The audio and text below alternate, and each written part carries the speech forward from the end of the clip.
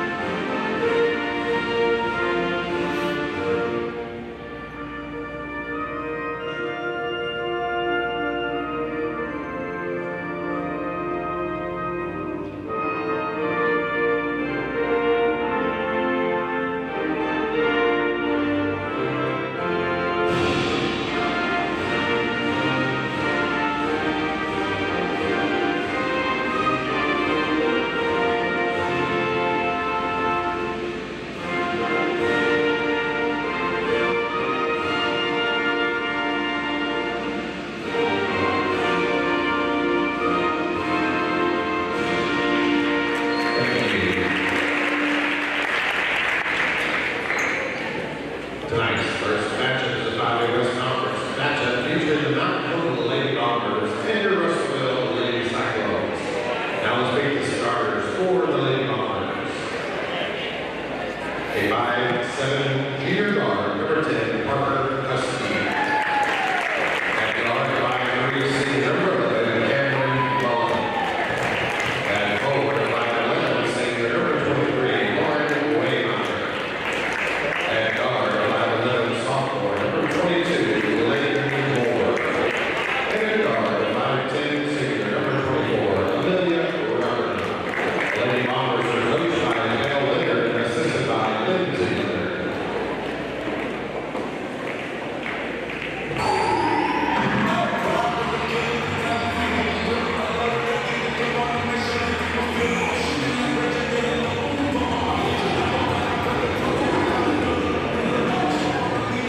Back here at Cyclone Arena, they made it a little darker in here. They turned the lights on here. They got a pretty cool video production staff here at Russellville. Those out here in Van Buren. Silent Springs does a great job at that as well. Greenwood has a screen. Yeah. Greenwood's got a big screen. There's school to go to. Yeah, I mean, Harrison even does. Harrison even does. That's a little memo to our folks back home. It'd be nice if we had one in there, but we'll live without. Anyway, we're going to go right to the game. Usual starters for the Lady Bombers: Parker Husky, Cameron Mullen, Lauren Waymeyer, Lakin Moore, and Amelia Rucker, the starting five for the Lady Bombers. And the starters for Russellville: number 3, Brenna Burke. Excuse me, had my rosters mixed up. Number 20, Soraya Stroud. That was a change about 10-15 minutes ago that Mickey Duval, their radio guy, sent me. Great. They do a great job communicating that stuff to us. Drew Robinson, another starter. Number 10. Let's see, number 10 on my roster. Let's see.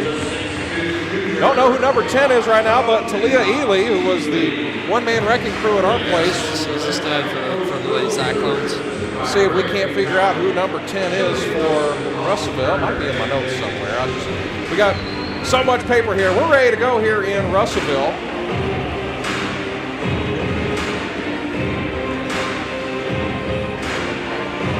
As Luke Rack-Coleman is going to check on who number 10 is for them.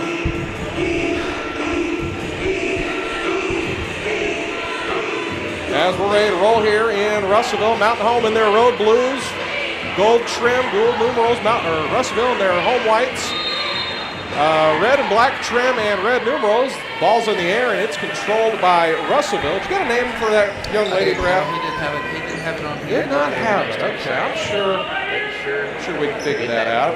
Mickey said that they had some girls quit. So Lady Bombers moving from right to left in front of us. Zariah Willis. Zariah Willis is number 10. That was in my notes. It says she's number 12 in here on the notes. They had a girl quit, it looks like.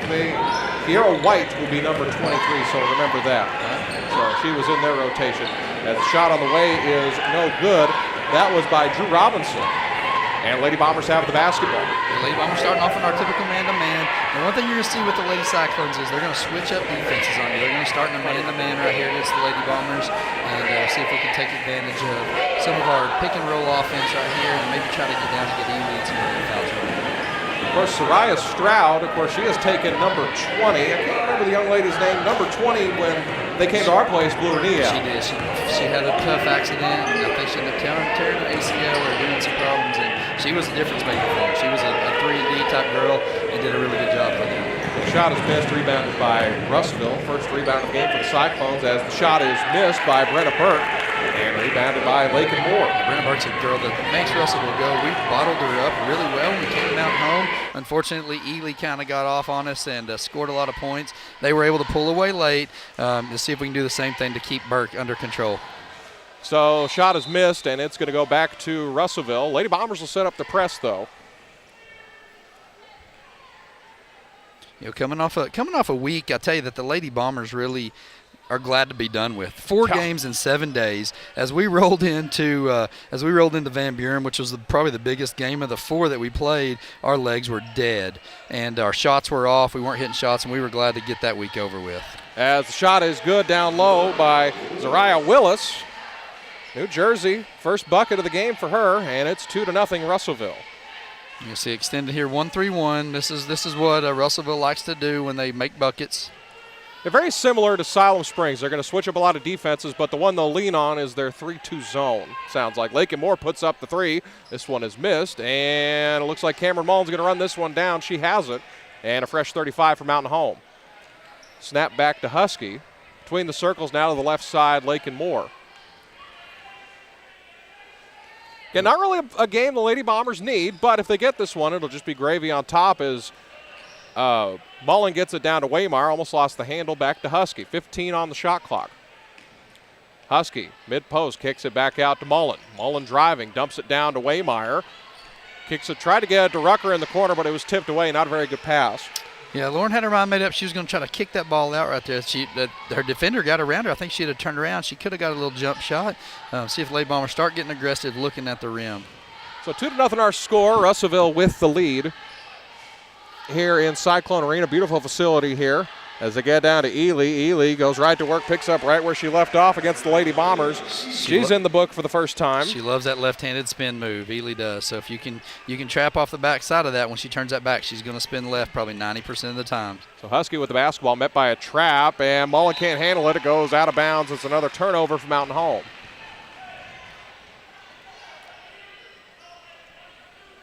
Coach Will Stewart at the helm of the Russellville Cyclones, if that's a familiar name to you in the Twin Lakes area, it should be. He was the head coach of the Norfolk Lady, oh my goodness, what are they? Norfolk, Panthers. Yeah, Lady Panthers. I was drawing a blank there. They went to the state finals last year, won the state championship against Mammoth Springs. Then he came over to Russellville. Now we'll see him a little bit more often as this shot is rejected by Waymire, and she picks it up and gives it to Rucker. They had a great group of girls that were a young group, and Norfolk's having another great year this year down there. Dump down to Waymire. Waymire's shot is rejected, and it's picked up by Russellville. Yeah, empty possession so far for the Lady Bombers. Getting good shots, but just not able to get anything to fall. So here is Burke now. Burke bounced down to the corner. It's turned over. Husky comes up with it. Lady Bombers have numbers if they push. Mullen, a whistle, and a foul is called. They're going to get Brianna Burke right there. If she turned that ball over, she kind of backed herself into Cam, trying to slow her down right there. The official, Trella Fisher, with a good call, seeing exactly what she was trying to do. Lady Bombers had numbers, but he was able to not let her take advantage of that. So just a tick over 4 minutes to go in this first quarter of action. Glad you're with us here as that foul, I said it went to Burke, didn't it? Yep. Yeah. Okay, so that's a first foul of the game. As this one is thrown out of bounds and Russellville will take possession. They didn't put a foul up on the board here, so I don't know what happened there. I'll put a question mark in my notes next to that. So Russellville with the basketball. Here comes Brenna Burke. Extended pressure by Mountain Home. Now they trap. Husky gets a hand on it. It's tipped away. Still fought for in the backcourt. A whistle and a jump ball, and it's going to go to Mountain Home. Yeah, right now our pressure's giving Russellville some problems. We're kind of doing a little run and jump on Burke, and she's been throwing the ball away a couple times for the Lady Cyclones, and hopefully we can take advantage of those. Yeah, one thing that Dell talked about, Shaisha Willis is that young lady's name that I saw her walking around in E-Brace. She was a great shooter. She was one that opened up the floor for them offensively. Yeah, she played really good defense for them and made things tough for the Lady Bombers. Speaking of good shooters, Witten Coleman into the ball game now as the shot's missed by Waymire. Tipped away, and Witten comes up with it.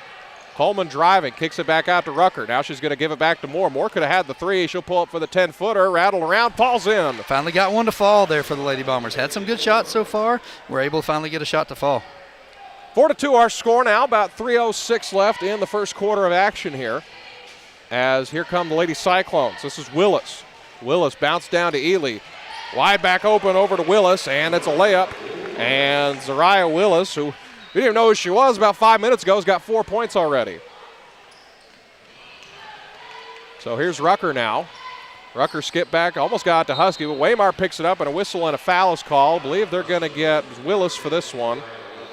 Yeah, good job there by Lauren coming for the ball and coming and meeting the ball. Those long passes like that, when you're facing a lot of pressure defense, if you'll come meet the ball, a lot of times you can get some fouls on the opposing players, and she did a good job there right there by Lauren. So they might have called that foul earlier on Burke. They might have just called it tipped out of bounds because I remember seeing the ball get knocked out. Okay, so I think they call it out of bounds unless that changes.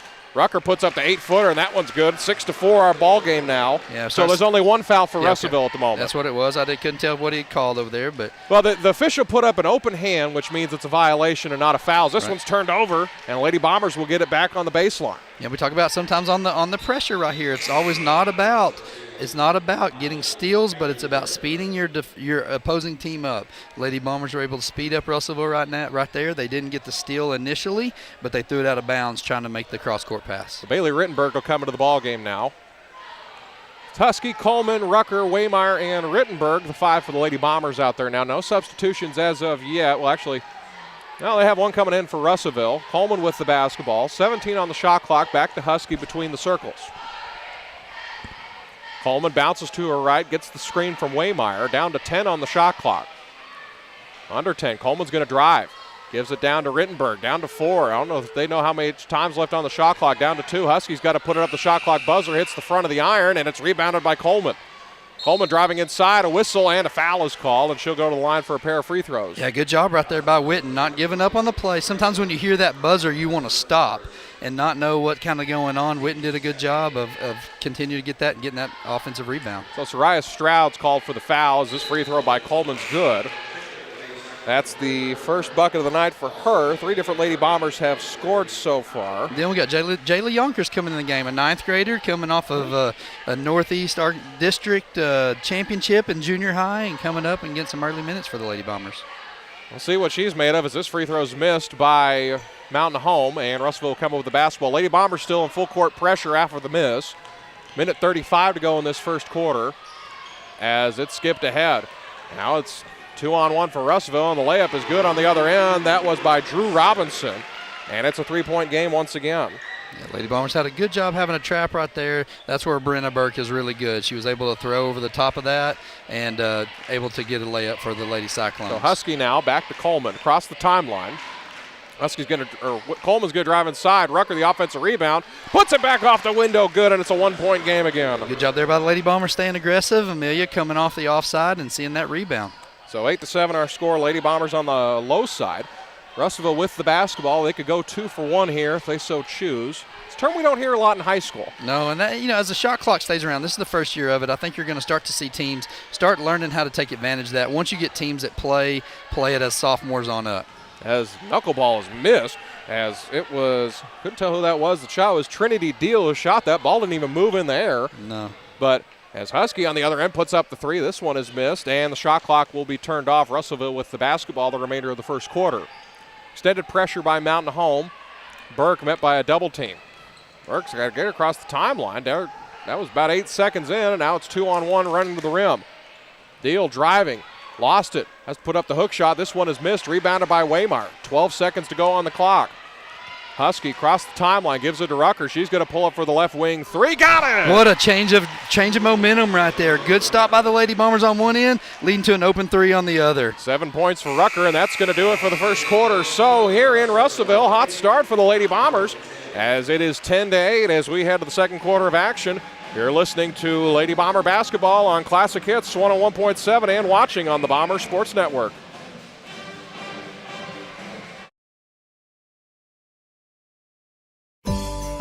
Dr. Wynn Moore at Baxter Health's Bone and Joint Clinic supports our Bomber basketball players as they train and practice to bring their best effort into every game. And it's not only the technical skills and strategies of the game they're learning, the life skills these young athletes are developing will enrich their lives far into the future. Dr. Moore applauds the teamwork, motivation, persistence, and pure joy of the game evident each time you take to the court, and wishes you the best for a winning season. There is no one that knows the Twin Lakes area better than a local realtor. Local realtors know all the best neighborhoods. A local realtor can find the best properties that fit into your local search criteria and when it comes to real estate. Baxter Real Estate Company is the name all locals know. As part of the Twin Lakes community, Baxter Real Estate Company has local realtors who not only love this area, but truly know it too. When you need a real estate company, you need Baxter Real Estate Company, the Twin Lakes area's best choice for local realtors. Hi, this is Big Box Brad, inviting you to come see us at Brad's Big Box Emporium. Brad, we've gone over this before. You're not a big box store. Back here in Russellville. Glad you're here with us this afternoon.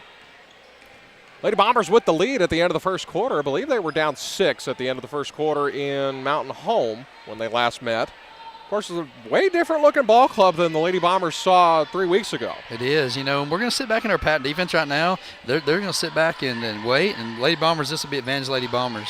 As you had to jinx it. Did, so the layup's good by Willis. Tell you what, she's on a mission tonight. She's got 6 points so far. We need to give her number 12 back or whatever she was. I don't think she was this good at Mountain Home. Well, go back and look. It's shot by Moore is rejected and picked up by Russellville. Ely. 3-on-1 and the other way. Ely driving at the rim. Good move. Left it short, but it fell in. And a timeout by Coach Dell Leonard.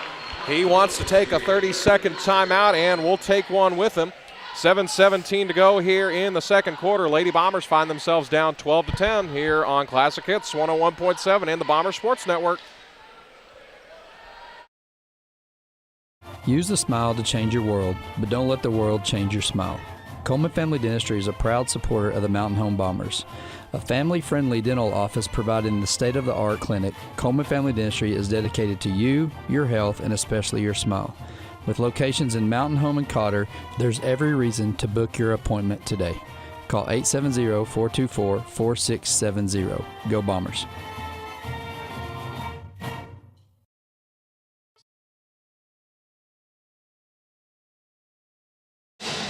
Back here in Russellville out of the timeout. Lady Bombers find themselves on the wrong end of a 4-0 run here to start the second quarter. Yeah, this game's going to be a game of runs. You got two really good teams right here. It's going to be a game of runs. Who can keep their composure, who can handle those runs, and who can come out on top at the end. Mullen with the ball to Rucker in the corner. Thought about the three. They're keying to her more. She had 7 points in that first quarter. Over to Yonkers. Yonkers bounce back to Husky. Husky looking good pass down low to Rucker off the window. Good, and it's tied. Great look right there. The defense extended out to the left side of the wing there. Parker kind of ball faked, and Amelia did a good job finding the soft spot in that zone, wide open. 6:45 to go in this first half of action. We'll have Josh Fulcher here at halftime. So Burke with the basketball. Burke slicing through the lane, left that one short, and it's rebounded by Mullen. It was tipped back by Rucker. Mullen across the timeline, pushing ahead. Goes to the hesitation move along the baseline, counted and one. Great hesitation. I talk about with a lot of times on the radio here and on BSN that if you're fast all the time, you're slow.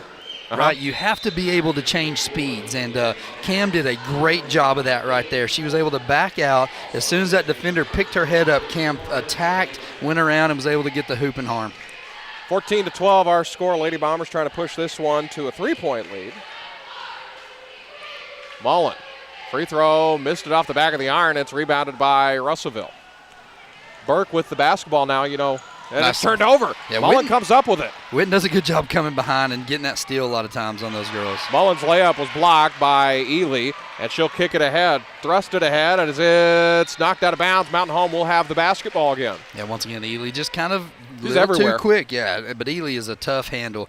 Cam tried to do her little jump stop, let Ely go ahead and run. Ely kind of overran it, but just used her length right there to still get the block. As this one's knocked ahead to Waymeyer. Waymeyer to Coleman, about a 10-foot jumper, hit the right side of the rim, and rebounded by Russellville.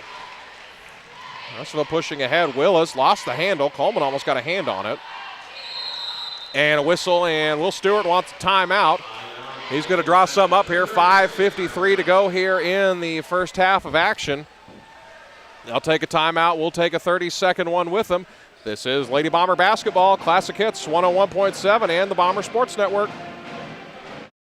White River Materials has earned a reputation for producing industry-leading, high-quality results. They have the experience and equipment to perform each project quickly, safely, and cost-efficiently. Privately owned and operated, White River Materials prides themselves in quality work with the customer's best interest in mind. If you need limestone or concrete products or someone to do the job correctly the first time, give White River Materials a call today at 425-3431 or 425-4510.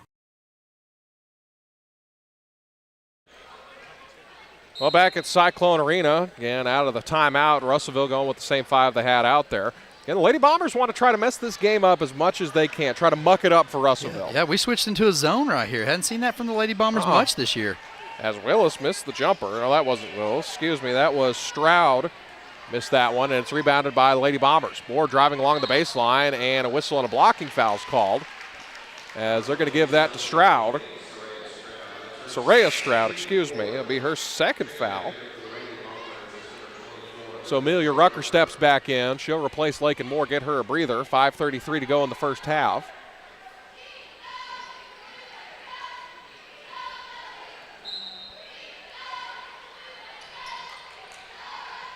Bounce down to try to get it to Moore, but it was knocked away. Husky was throwing it in.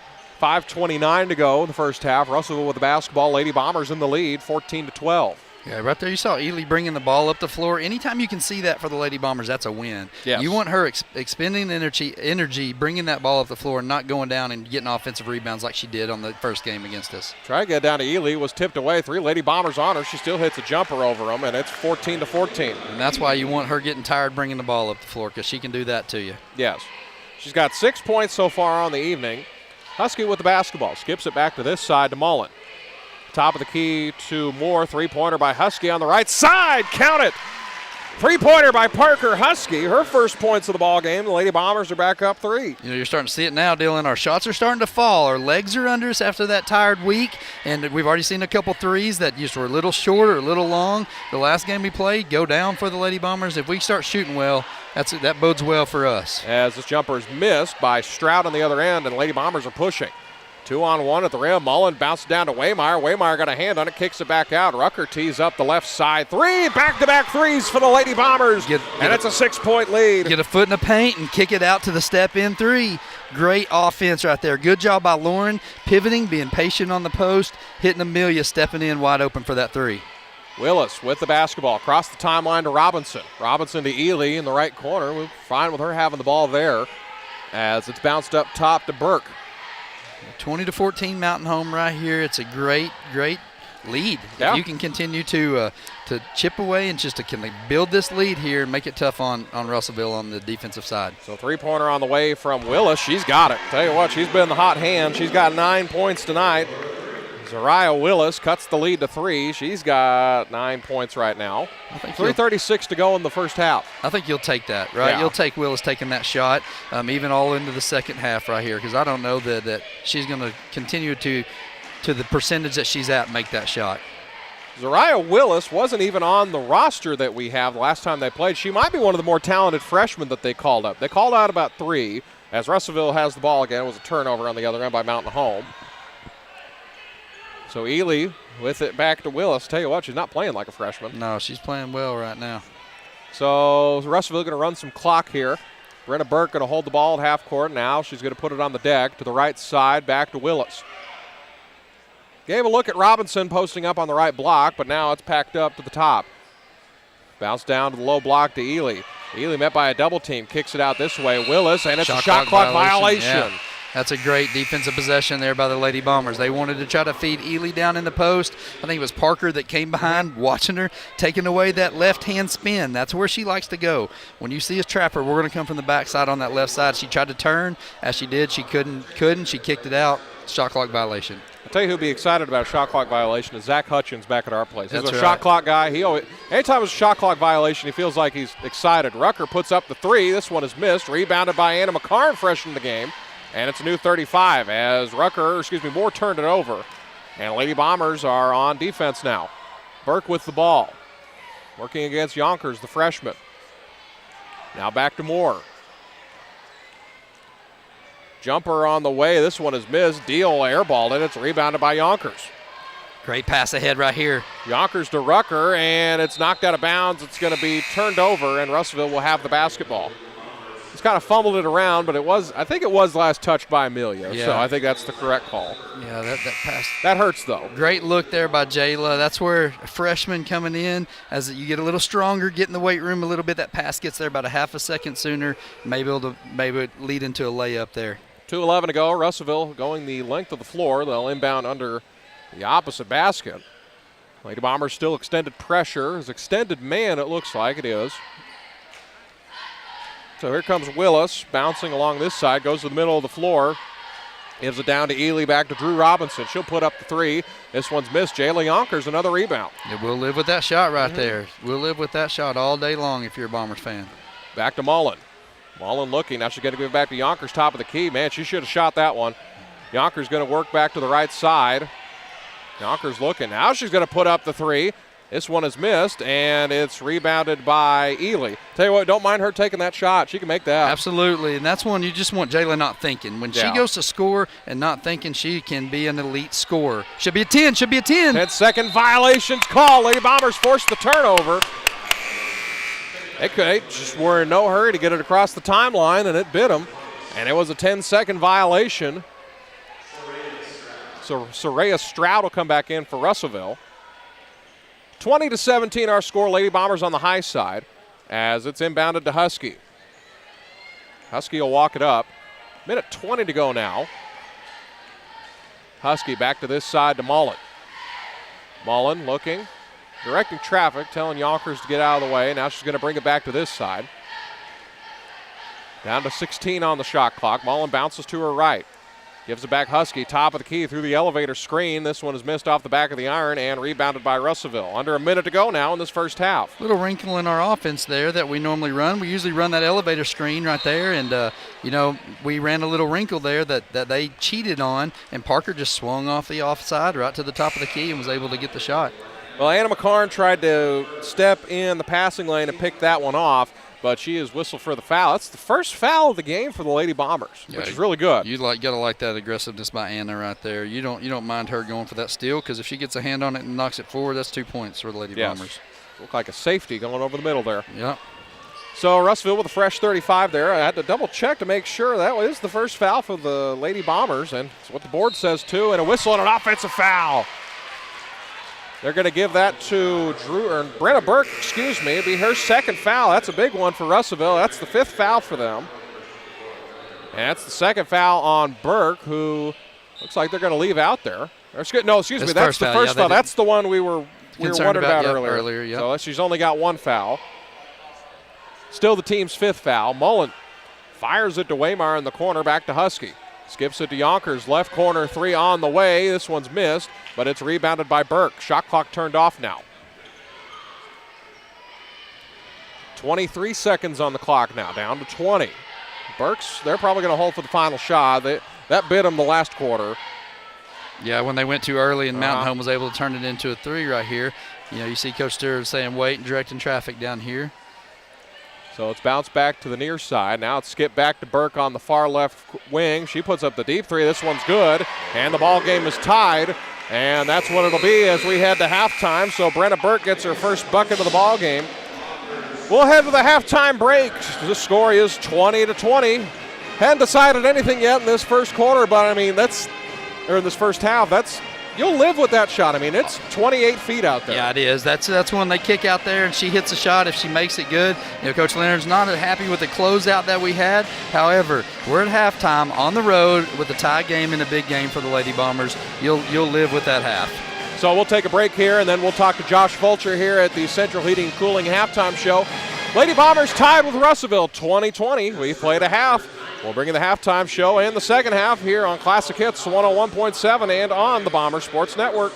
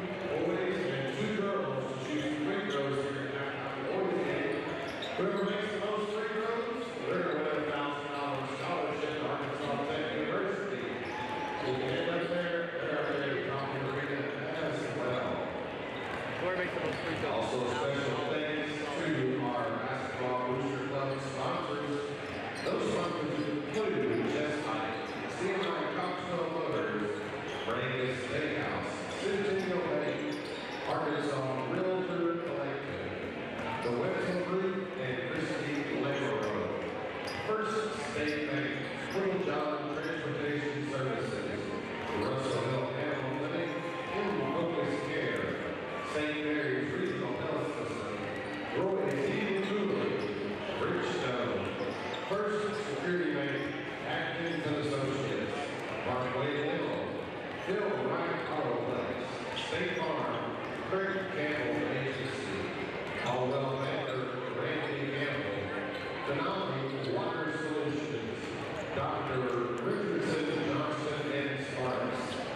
West Fraser, Black Stone Construction, Land Point Recovery Wellness, Artifact, Tyson, Good Deal Charlie, always from Furniture and Mattress.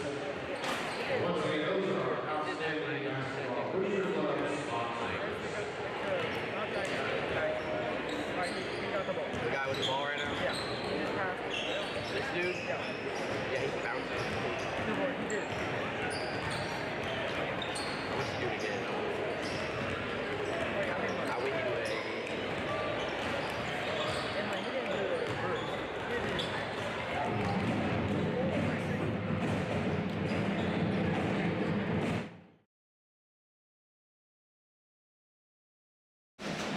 It's time for the Central Heating and Cooling halftime show. Central Heating and Cooling, your heating and cooling experts in Mountain Home. Please be joined at halftime with Coach Josh Fulcher. Coach, it's finally good to be back on a somewhat decent schedule now. Well, yeah, we're still recovering from that long week. We're in the third road game here, but we're happy to be here in Russellville, and I'm happy to be on the Central Heating and Cooling halftime show right now. Yeah, it's really great, isn't it? Yes, Matt Martin will love it.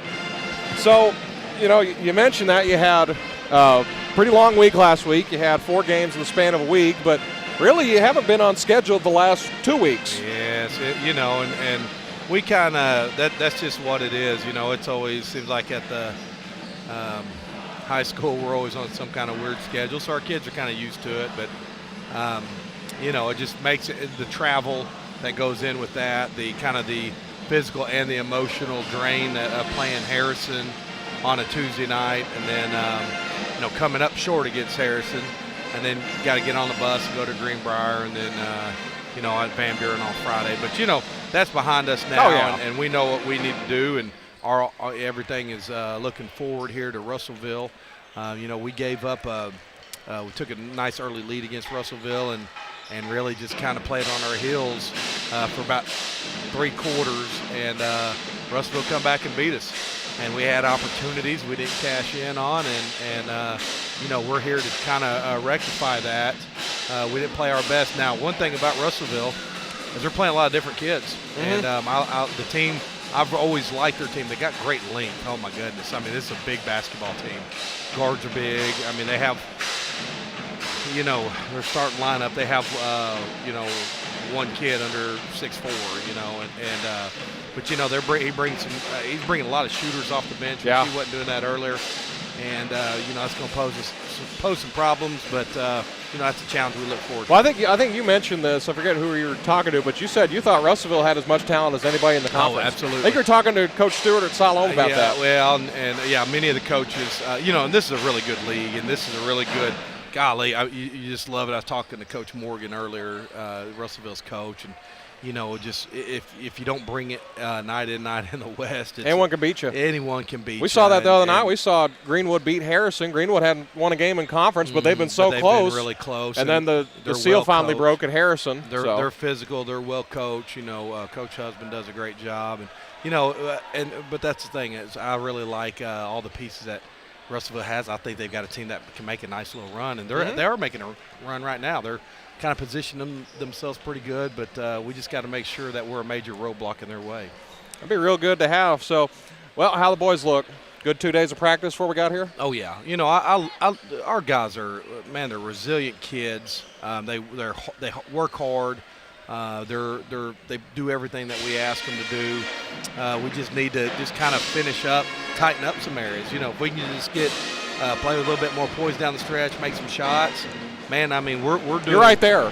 We are right there, and our whole goal and our plan is we're going to win 4 in a row. Then we're going to get in the state tournament. We're going to make some noise in the state tournament. Win 4 more in a row. That is our mindset. So, when we're not overlooking anybody, we all know that this is the first step. But our kids are confident. They're resilient. They're tough-minded. They're everything that you would want as a coach, and I'm proud to be their coach. And just thankful that get to spend.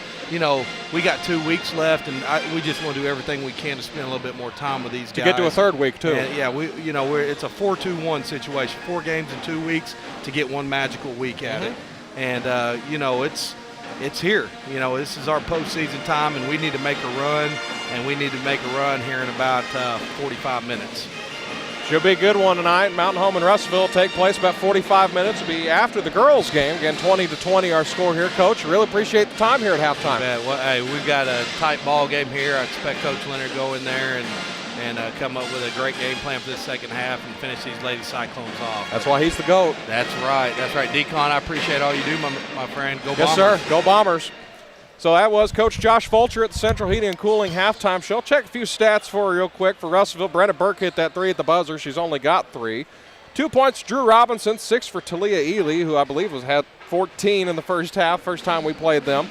And then 9 points for Zariah Willis. That's been all the scoring. Mountain Home Parker Huskies got a 3. She hit that about 4-minute mark in the second quarter. Cameron Mullins got 2, missed the and one with it. 2 points for Lakin Moore. She had that right at the start. 12 points, Amelia Rucker. She's come out hot, come out firing. Whitten Coleman has gone 1 of 2 at the free throw line, and she has 1 point. That's all the scoring for both sides, as it is 20-20 here in Russellville. That's been the Central Heating and Cooling halftime show. We're glad you're with us. We're going to bring you the second half of action here in a couple minutes.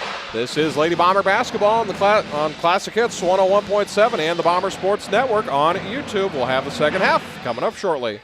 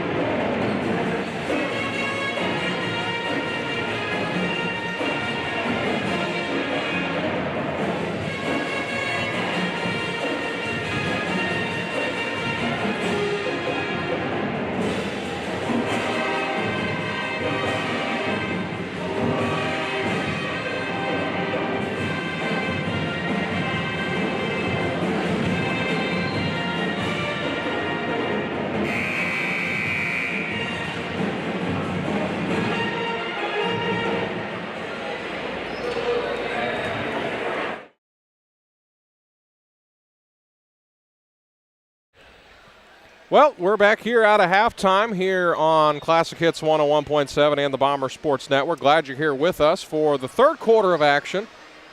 We got nothing accomplished in that first quarter. It's 20-20 right now, or that first half. Yeah, Lady Bombers had a 6-point lead there, and even though the score's tied, it seemed like Mountain Home controlled that half. They did. When you watch the game, you really kind of had a feel that we did a really good job. Russellville hit a couple threes, especially that late shot there by Burke. But man, you'd love to see the pressure continue on. Here they are. They're going to come out in a trapping right here to start us off. So Husky, Mullen, Waymeyer, Moore, and Rucker, the 5 for the Lady Bombers. Looks like it's a 1-3-1. Yeah, 1-3-1 that they're trapping out of, just wherever they can trap. So Mullen with the ball, and she's got knocked away. Pushing ahead, Stroud. Stroud's going to pull it back out, gives it back to Burke. Burke's going to drive the baseline. She's going to weave through traffic, pulls up the little 8-footer. This one is missed, and rebounded by Cameron Mullen. Yeah, Burke's going to be glad to not see the Lady Bombers this year. She's had a rough year so far when it comes to just shots like that normally fall for her. I mean, she's listed as one of the top point guards in the state. And I saw that. SB Live. Yeah, those are shots that she just normally gets to fall, and they just haven't against the Lady Bombers. Lucky us.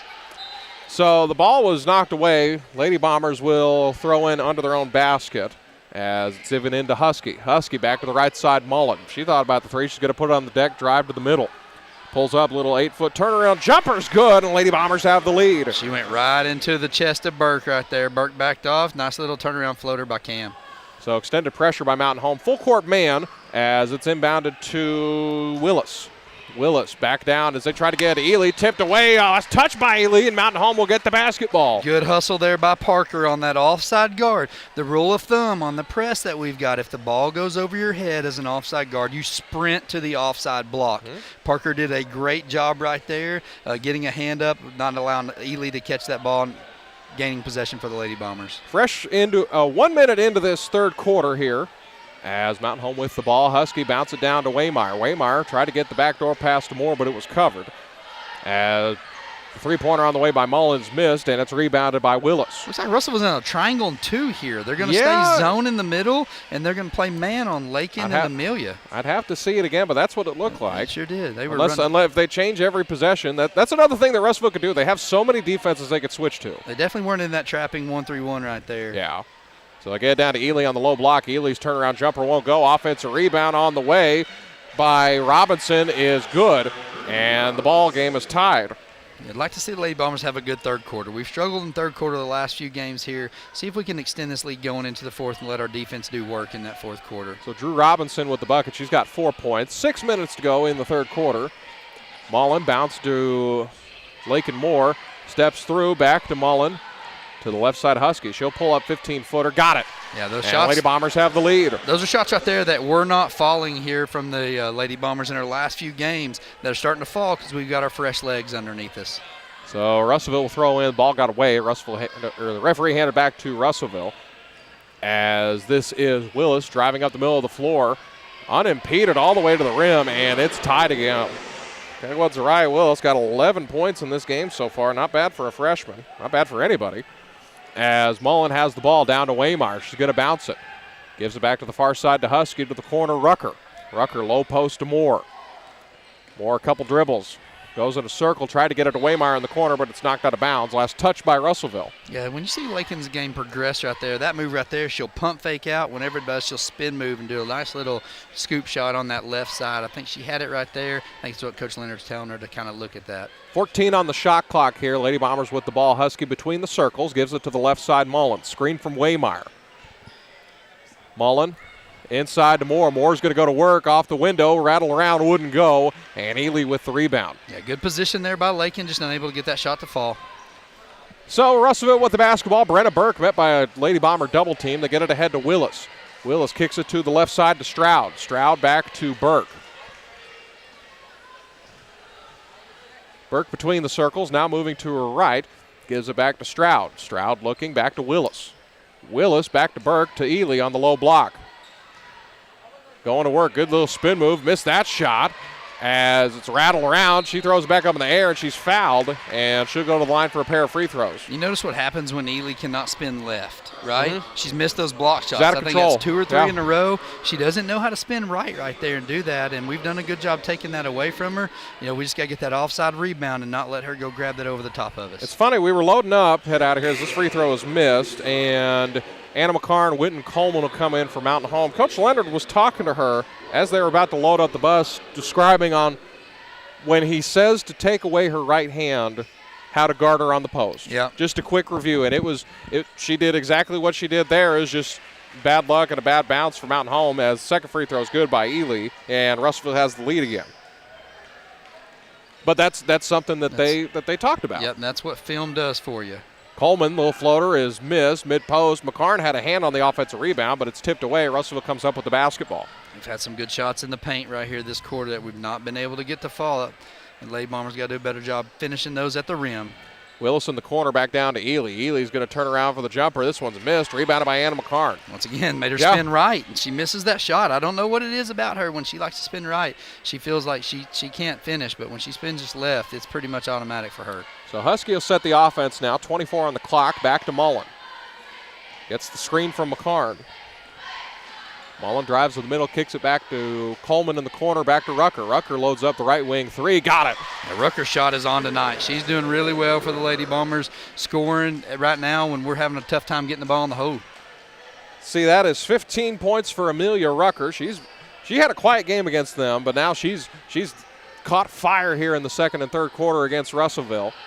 So Cyclones with the basketball as Lady Bombers in man-to-man still. They threw a little zone at him to end the did. second half, so they might throw that at him again. Yeah, that's the thing about second time you see a conference foe. What changes can you make? What adjustments can you make, and then what adjustments to the adjustments do you make? So Willis with the basketball. Back down to Ely as McCarn tried to get a hand in front of it, but she missed it, and Ely grabbed the ball, ran right by her, and shot the layup, and now it's tied. Looks like a foul up here on the top on number 2. Cam doing a good job attacking the top part of that 1-3-1. Yeah, they're going to give that to Zariah Campbell. So Lady Bombers will have the ball with a fresh 35. First foul for Campbell. First one of the second half for Russellville. It's been a real clean ball game. Not too many fouls. Nope, been really good for both teams. Husky to Waymire. They try to give it down to Moore, low post, but got tipped straight in the air, and Ely comes up with it. 2:36 to go as it's whistled out of bounds. Last touch by Mountain Home. They tried to bounce it down to Ely, but it was tipped away. So Burke will throw in here on looks like the second L, and Russellville on the baseline on their floor. I think Ely was dribbling that ball up the floor again. That's something the Lady Bombers are looking for. That's what they want. So Willis inside to Ely. Ely unimposed to the rim, and it's a new lead for Russellville. Tell you what, Ely's warming up now. She's got 5 points here in the quarter, 11 on the night, and Russellville has the lead once again. I want to see her get hot as this one's turned over. So Willis with the basketball.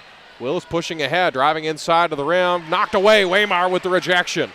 Waymire, looked like she got away with a travel, and it gives it off to Mullen. To Husky, now to the corner, Rucker. Rucker thought about shooting that one, had a defender fly by her. And Mullen will set the offense with 20 on the shot clock and 2 minutes left in this third quarter. Yeah, good take right there by Amelia. It wasn't open. They give it to Waymire. To Rucker on the right side for the 3. This one is missed, rebounded by Ely. Lady Bombers need to get some shots in. I mean, what was it, 7 to 9 in this quarter right here, and see if we can finish the last 3 minutes or minute 40 of this quarter strong. Russellville leads 7 to 9 in this quarter as the floater won't go. Hit the front of the iron, rebounded by Waymire. They had an opportunity to get to Rucker up the floor, but they made the smart play. Yep. As they hand it off to Husky. Husky just walks it up. Minute and a half to go in the third quarter. The Lady Bombers, only quarter they've won is the first quarter. They won that one 10-8. As Mullen back to Husky. Husky looking back to Mullen on the right side to the corner. Rucker, she'll load up the 3 from the corner. This one's missed short, and it'll just roll out of bounds. And Russellville will take over. I believe it'll be on the sideline. So Jayla Yonkers will step back in, the freshman for the Lady Bombers. Tell you what, not a bad little first half for her. No, she got some good minutes, took some good shots there that you'd like to see. Like I said, she is a scorer, and all of a sudden when you see those shots, they didn't go down the first half, but you want her to continue to volume shoot that ball. Her shots are going to go in more than times than not. So minute 9 to go in the third quarter.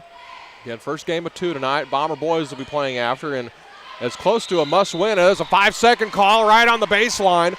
And the Lady Bombers will have the ball once again. There's not much excitement or aggression there by Russellville to try to get open to get that ball. Lady Bombers are good for 1 or 2 of those a game, though. We're always really good at getting those 5-second counts. They've had one of those. They've had a 10-second call. I mean, they're good for a handful of violations like that a game. Husky will throw in to Mullen on the right side. Minute 6 to go. Mullen driving to the middle. Mullen going to skip it down to Waymire. Waymire's going to look, and a travel's called. Yep, that's about right. She shuffled her feet, then she dribbled. So I believe that's the right call, and Russellville will take over with a minute 2 to go in the third quarter. Whitten Coleman will come in for Lauren Waymire. She'll head to the bench. Yeah, that's where Lauren's got to look for the goal. She's a senior right here. You got to see her want to catch that ball and get eyes straight up on the goal. So they get it into Burke. A little more urgency on that inbound. Burke saw the double team. She skipped it ahead to Deal. As it's back to Burke. Burke's going to drive to the middle of the floor, met by 3 Lady Bombers. Puts up the floater. This one rattle around, won't go. Lakin Moore, the aggressive rebound. Lady Bombers still trail 29-27. 44 seconds to go in the third quarter. Lady Bombers kind of going small right here. You've got Lakin as your post. How do we rebound out of this? That's going to be the question. So Mullen missed the top of the key 3, and it's about, it looks like there's more time on the shot clock than the game clock, but we'll see. It's probably about a half a second difference between the shot clock and the game clock. I think the shot clock should be off, but anyway, Russellville with the ball. 20 seconds to go in the third quarter, up by 2. They can hold for the last shot. Burke with the basketball. Between the circles now. As she got away with an offensive foul, she put the hand out there and pushed Mullen away. as three-pointer on the way from the right side is no good as Coleman comes up with the rebound. Down to 2, down to 1. It's tipped away. They won't get a shot off, and that's going to do it for the third quarter. So Russellville outscores Mountain Home 9-7 in the third quarter of action. We'll take a short little break, bring you the fourth quarter. This is Lady Bomber Basketball, Classic Hits 101.7 and the Bomber Sports Network. Hi, this is Big Box Brad, inviting you to come see us at Brad's Big Box Emporium. Brad, we've gone over this before. You're not a big box store. I mean, we have so many big TVs and big grills here, and they all come in big boxes. Still not a big box store. Folks, come see our Traeger grills, Vision grills, and the huge Samsung TVs and our other big boxes. Just give them the website, Brad. BigBoxBrad.com. No. Okay. Brad'sTV.com, next to Walmart, Mountain Home.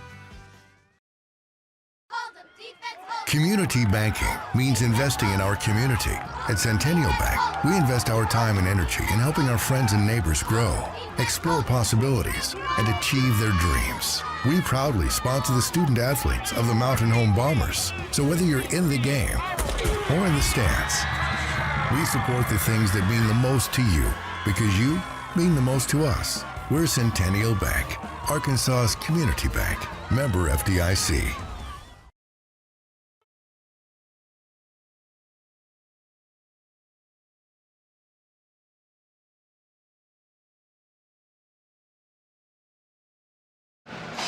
Well, back here in Russellville, and Brad Coleman, you got a score update for us. Yeah, Van Buren is of up, interest. Yeah, Van Buren is at 46-21. They're at the free throw line here with about 8 seconds left, and in the third quarter, about to finish out the third. So, looks like Van Buren's going to win that game. Like I said, it's kind of in between Mountain Home and Van Buren for that fourth spot. So I believe Russellville didn't get a substitution in time at the table. So original lineup they wanted out there, they weren't able to get because I don't believe Stroud was at the scorer's table before the second horn went off. But I believe she'll probably come in the next dead ball. So Russellville with the basketball. Mountain Home will have it on the next jump ball. Bounce to the right side, Burke, the deep three, and banks it in. And it's a 5-point lead for Russellville. Tell you what, she's hit 2 tough threes. Yeah. She hit one from 28 feet, and she banked that one in. Retta Burke with 6 points. This one's turned over. They get it ahead to Ely. Back to Burke. Burke and Ely running toward the rim. Ely puts it off the window, and Russellville's up by 7. And Talia Ely, another bucket for her. She has 7 points here in the second half as a whistle and a travel's called. Yonkers thought about going to the rim before she had the ball. And just as we thought, Coach Dell Leonard's going to call timeout. Dell calls timeout. We'll take one with him. It looks like it will be a 30-second timeout. We'll take it with him. This is Lady Bomber Basketball, Classic Hits 101.7. Russellville leads 34-27. Are you building a new house? Not sure where the property lines are? Strider Consulting can help. They're a civil engineering and land surveying firm located at 1029 Highway 201 north of Mountain Home. With over 23 years in the business, Strider Consulting has the experience and expertise to bring your project to life. Visit strider.consulting to see their full list of services and request your quote today. Strider Consulting is a proud supporter of Mountain Home Bombers athletics. Strider Consulting, engineering our future. United Country Real. Back here in Russellville after a quick 5-0 run. Led a banked in 3 to start off the run. Not the ideal start to the fourth quarter for Mountain Home. No, we started with a banked in 3 and then 2 turnovers that led to points and then turnover that led to this possession. Not what you want to see if you're the Lady Bombers. So Burke with the basketball. Whitten Coleman guarding her. 20 to go on the shot clock. 7 minutes flat left in the ball game. As they try to get a back door for Burke. Burke posting up Parker Husky aggressively. As there's 2 girls on her now. They get it back to Burke up top, down to 8 on the shot clock.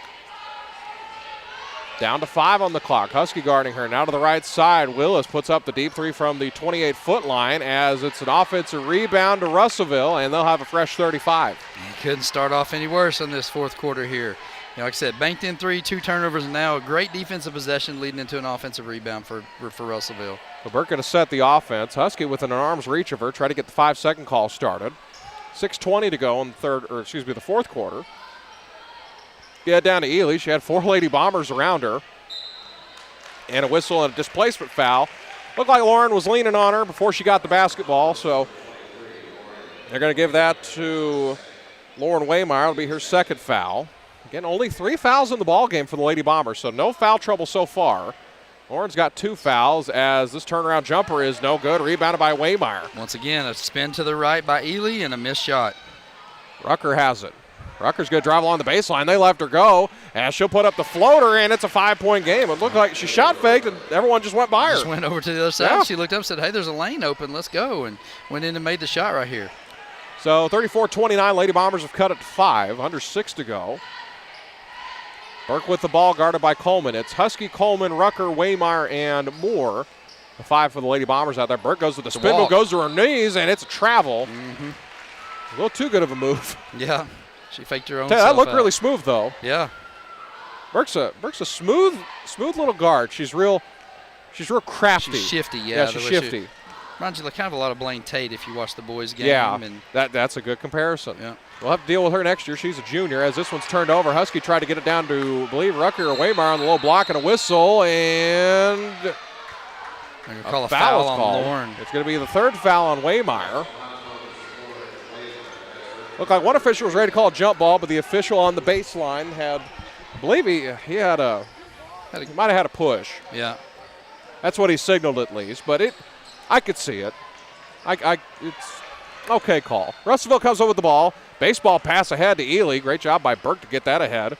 Willis now to the far side. Nobody even guarding. That was Soraya Campbell. As Ely turnaround jumper, that was a tough shot. There's that spin to the left, though. Yep. You see her spin to the left. She's able to get that shot to fall. So she has 15 points tonight. Talia Ely.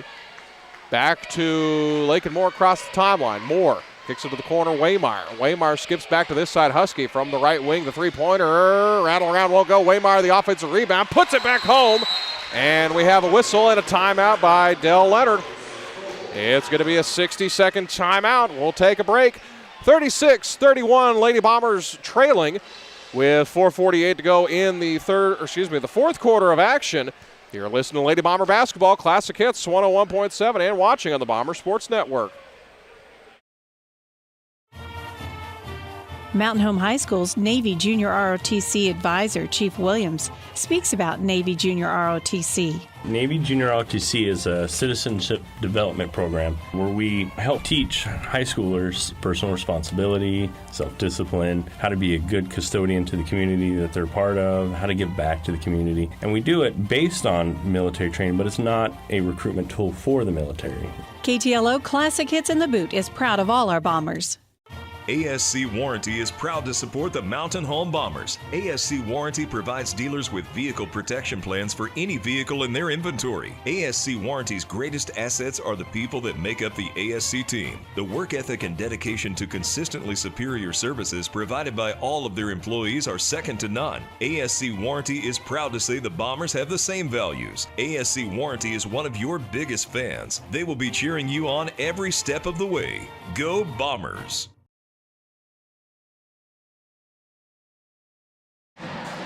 Back here in Russellville, 36-31. Lady Bombers trying to claw back into this one. They found themselves up by 6 at one point in the first half. Then they found themselves down by 7 here in the second half. But they're trying to steal one on the road here in Russellville. Russellville with the ball. They will throw in 92 feet away from their basket. They finally get it into Burke. She's met by a double team. Gives it back to Drew Robinson. Robinson across the timeline, gives it back to Willis. Willis looked like she got a running start before she got the ball. Missed the shot, rebounded by Waymire, and she skips it back to Husky. Yeah, going to go with some urgency here, get a good shot for the Lady Bombers. We've got a really good defensive unit on the team for the Lady Bombers right here. See if we can create some chaos and some steals and some easy points. So it's back to Mullen. She'll set the offense. Down low to Waymire, back to Mullen. Skip to the near side, Husky, back to Mullen. Mullen looking down to 13 on the shot clock. Bounce down to Moore. Coleman puts up the three. This one's missed off the heel of the iron, and a whistle, and they're going to call a hold. Yeah, looks like that's going to go on Lauren Waymire. That'll be her fourth foul. The Lady Bombers, we talked about the Lady Bombers, 5 team fouls. Lauren has 4 of them. Yeah. So Anna McCarn will come into the ball game now. 4:10 to go. Lady Bombers trail by 5. As they almost got a steal, it's tipped away. but Russellville will keep possession of the basketball. Mullen had a hand on it. Yeah, it looked like he almost got that to knock off of Robinson there and Lady Bombers ball, but not quite. So Drew Robinson will throw in. Can't find anyone. They finally get it into Ely as she'll skip it back to Burke. Burke with the basketball, now down to the low block as they get it down to number 14. That's Drew Robinson, and the layup's good. She's got 6 points tonight. 38-31, Russellville up by a touchdown. And Brenna Burke's called for the foul on the other end pretty quickly. See, the Lady Bombers can hit a big shot right here. That's what we need, is to get on a little run. We need a big shot to go down, maybe a steal and a layup, see if we can kind of create something for ourselves here. As this was turned over by Mullen. Russellville comes with the basketball, almost turned over again. They got a hand on it. Great job by Moore, but it's knocked in, and it's a 9-point game. 40-31 now. I believe that was Zariah Willis again. She's got 13 points. Gives it down to Rucker on the low block, and they respond right back. And a whistle and a timeout by Dell Leonard.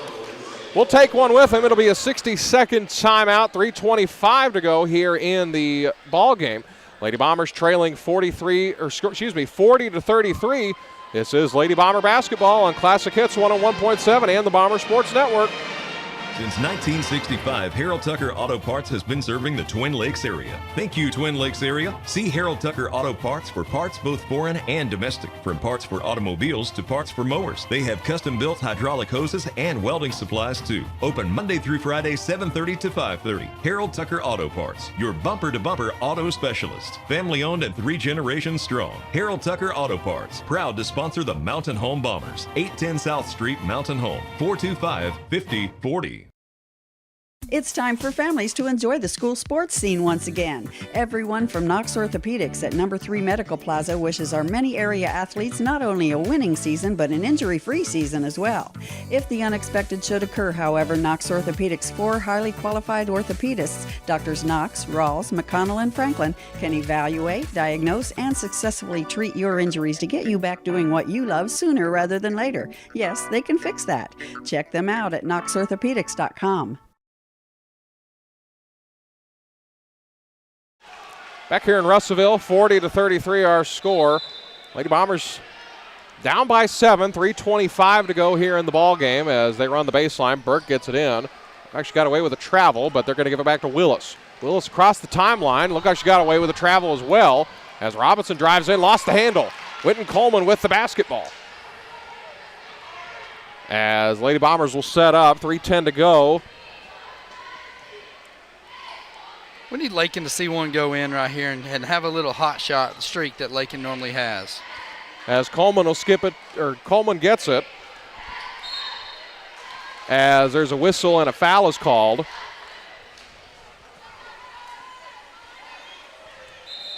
Let's see who they called it on. They called it on 25, Talia Ely. Yeah. As I saw it up on the board. Lakin did a good job grabbing the ball, looking at it, and attacking the rim. And as soon as she did, it was a wide open lane, and Ely just had to grab her. So Moore pulls up for the 15-footer, got it, and leads back down to 5. There we go. That's what it called, right? Lakin see one go in. Let's see if we can get her hot right here in this last 2 minutes and 45 seconds. Try to take this game over. Her and Amelia offensively. So leads back down to 5. 2:36 to go as they give it inside to Ely, and she gets in there pretty easily.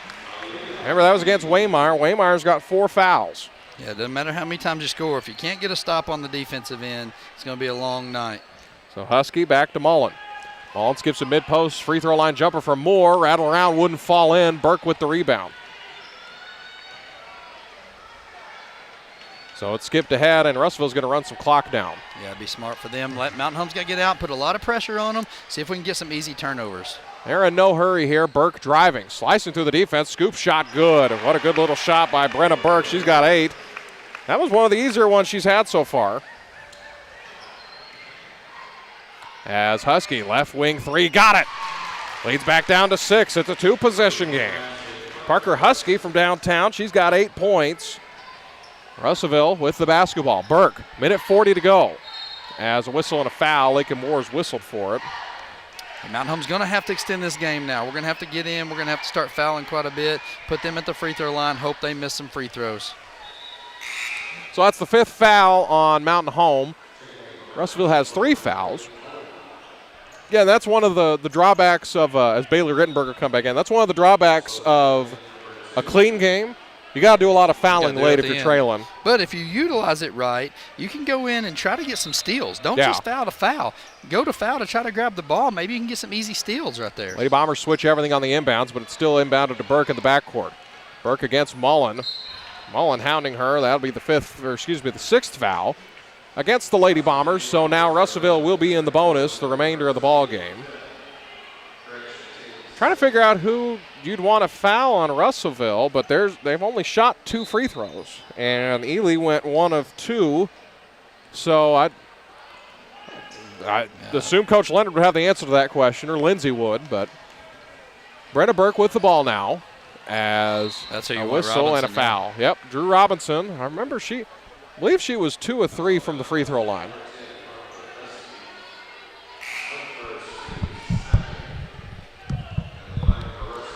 So 1:22 to go here. Drew Robinson at the free throw line. And one of the drawbacks of having a color analyst, as this one is missed, one of the drawbacks of having a color analyst that's an on-call dentist, he has to take a call real quick, get someone. I believe he had some teeth knocked out as Mullen. This jumper is missed, rebounded by Waymire. It's going to be a whistle and a jump ball. So Brad Coleman had to step away from the commentators' table. It's going to stay with Mountain Home. 44-38 our score, minute 8. To go in this one as they get it to Mullen on the left side. Back to Husky, top of the key, 3-pointer on the way, missed it short. Waymire going to hand on it. Russellville's got numbers, but they'll bring it back down under a minute to go. There's a trap by Mountain Home as they're going to foul Ely and send her to the free throw line.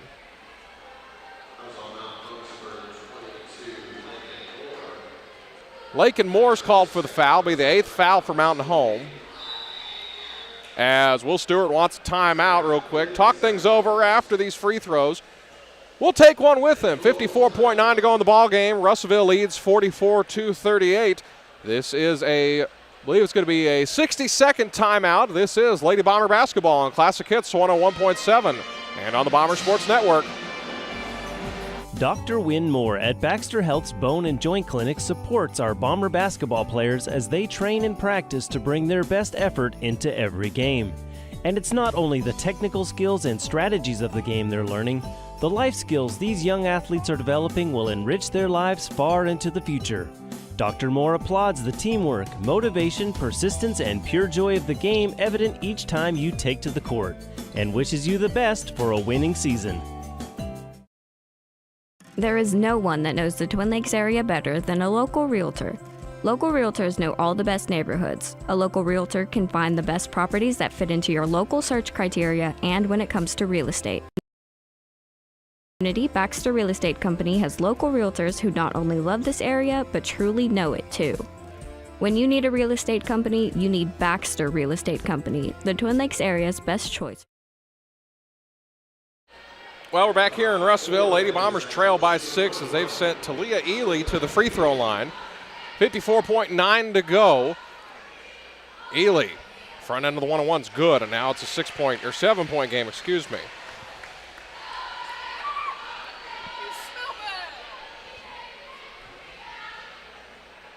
Ely is 2 of 3, make it 3 of 4. She hits Bo. We're just talking about how you had to handle some real business there. That's right, work calls sometimes. Had a basketball injury. Golly, yeah. One's here.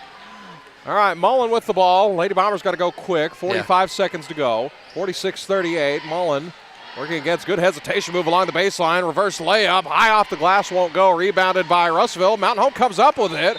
And it's out of bounds as Mullen slid out of bounds. You know, this game is not going to kill the Lady Bombers to lose. You come on the road here and you don't expect to win this game. It would have been nice for seeding to try to get it. You still have your own destiny in your hands, right? Yes. Van Buren, if they lose one game and you win one, which we still have Greenbrier, we still have Alma, 2 of the teams in the conference that haven't won many games. Yes. So if you just win one of those 2 games, one of them's at home at Greenbrier, you have a chance to lock up that 4 seed. You know, this team, even though we're not winning this game, reminds me of a typical Dale Leonard coach team. starting to peak later in the season, right? I look back and I think back at that 2020 team. They had to go and get into state tournament and go play the number 1 seed, or I don't know if they had the 1 seed Valonia at the time. They were one of the best teams in the state. They were one of the best teams in the state, and we drew them first round, and Lady Bombers went to state, beat them, ended up winning the next game, and lost in this gym, I think, to Nettleton, wasn't it? Yeah. At Alana Eaton. Yep, and then COVID took over. As the shots missed, by the way, the front end of the 1-on-1. Yonkers has to push ahead. Yeah, and then COVID took over, but it's just a team that's starting to kind of figure things out late in the season at the right time, and just hope that we can put a little magical run together here. So this one is knocked out of bounds. Moore missed the jumper at the top of the key. 14.2 to go. 46-38. Now, if they keep it under 10, you still have tiebreaker points to worry about. The 3 seed is not all lost, but it's, it'll be difficult as the Lady Bombers will throw in. Mullen with the basketball. Pulls up for the 15-footer. Look like she got hit, but it's rebounded by Russellville. As Brenna Burke with the ball, they're going to give it a head, and they're going to shoot the layup, make it a 10-point game. They'll get the maximum amount of tiebreaker points, and that's going to do it. So the final score here from Russellville. Lady Bombers lose this one, 48-38. We'll take a short little break and bring you stats and then prep things for the boys' game coming up here shortly. Again, final score, Russellville 48, Mountain Home 38. This has been Lady Bomber Basketball Classic Hits 101.7.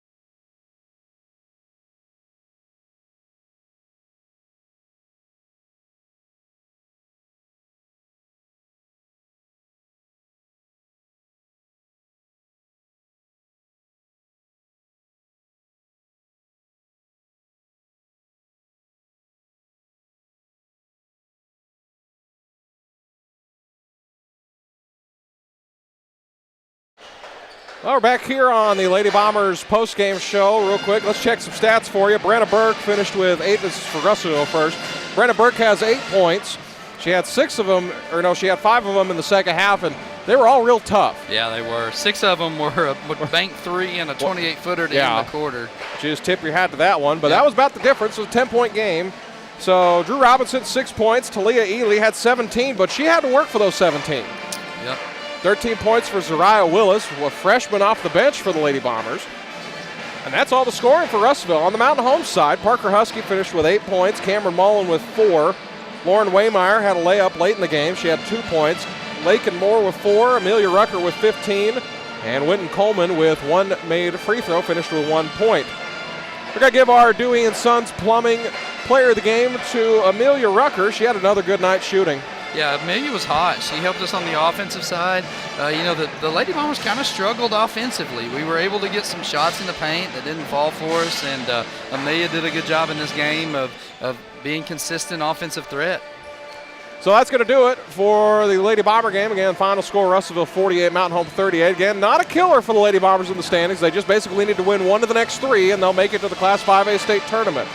So we'll take a short little break and then bring you the start of the boys' game here in Russellville as they're getting warmed up. Tell you what, the band is banding it up. It's become a loud box in here. Yeah, it has. So we'll take a short little break and then bring you that. This has been Lady Bomber Basketball Classic Hits 101.7 and on the Bomber Sports Network.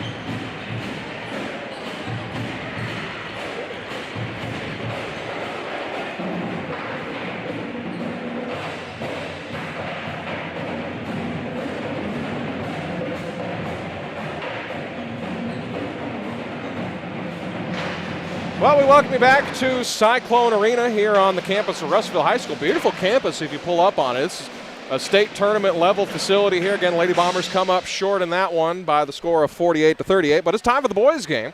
And the Bombers come into this one on a 3-game losing streak at 13-13. Russellville is 18-7 as they come into this one. Brand new ball club it looks like that Russellville has. I mean, they've had one player quit, but they brought up 2 freshmen that play, and there's a whole plethora of new players that we'll see tonight that'll play. Yes. So this should be a good ball game. Now, kind of the same thing with the girls team. I don't know what's going on in the basketball programs or why people are leaving or what the change is, but hopefully the Bombers can take advantage of this. We owe them one, right? Yeah. We were up 20. It's 21-2 at the end of the first quarter. 21-2 at the end of the first quarter on them, and they chipped away on us and came back and was able to get a win at Mountain Home. So we kind of owe them one tonight. Hopefully we can do a good job and finish this game off. So it's going to be the usual starters for Mountain Home. It's going to be Hagen Robb, Braden Dewey, Kai Bickford, McGee Harris, and Ryder McLean. We're going to find out the starters for Russellville here real quick. We'll take a 60-second break, and then we'll bring you Bomber basketball here in Russellville. This is Bomber basketball on Classic Hits 101.7 and streaming live on the Bomber Sports Network. Tonight's final matchup is a Friday West Conference contest featuring the Mountain Home Bombers and the Russellville Cyclones. Eligible starters for Mountain Home. At guard, 14, Kai Bickford. At forward, number 0, Hagen Robb. At guard, number 33, Braden Dewey. At guard, number 3, McGee Harris. And at forward, number 24, Ryder McLean. The Bombers are coached by Josh Fulcher and assisted by Brad Boyce. 2023.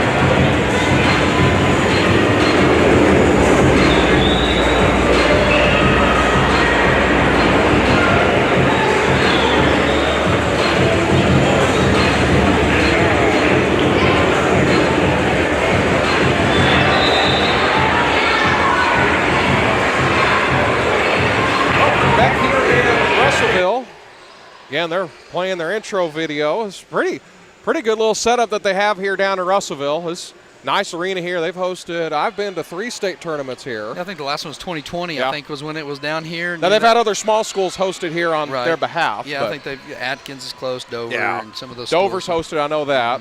That was one of them I went to. But it's a great facility here. They have an intro video. They do a great job, and they're ready to roll here. We're going to check the starters for Russellville.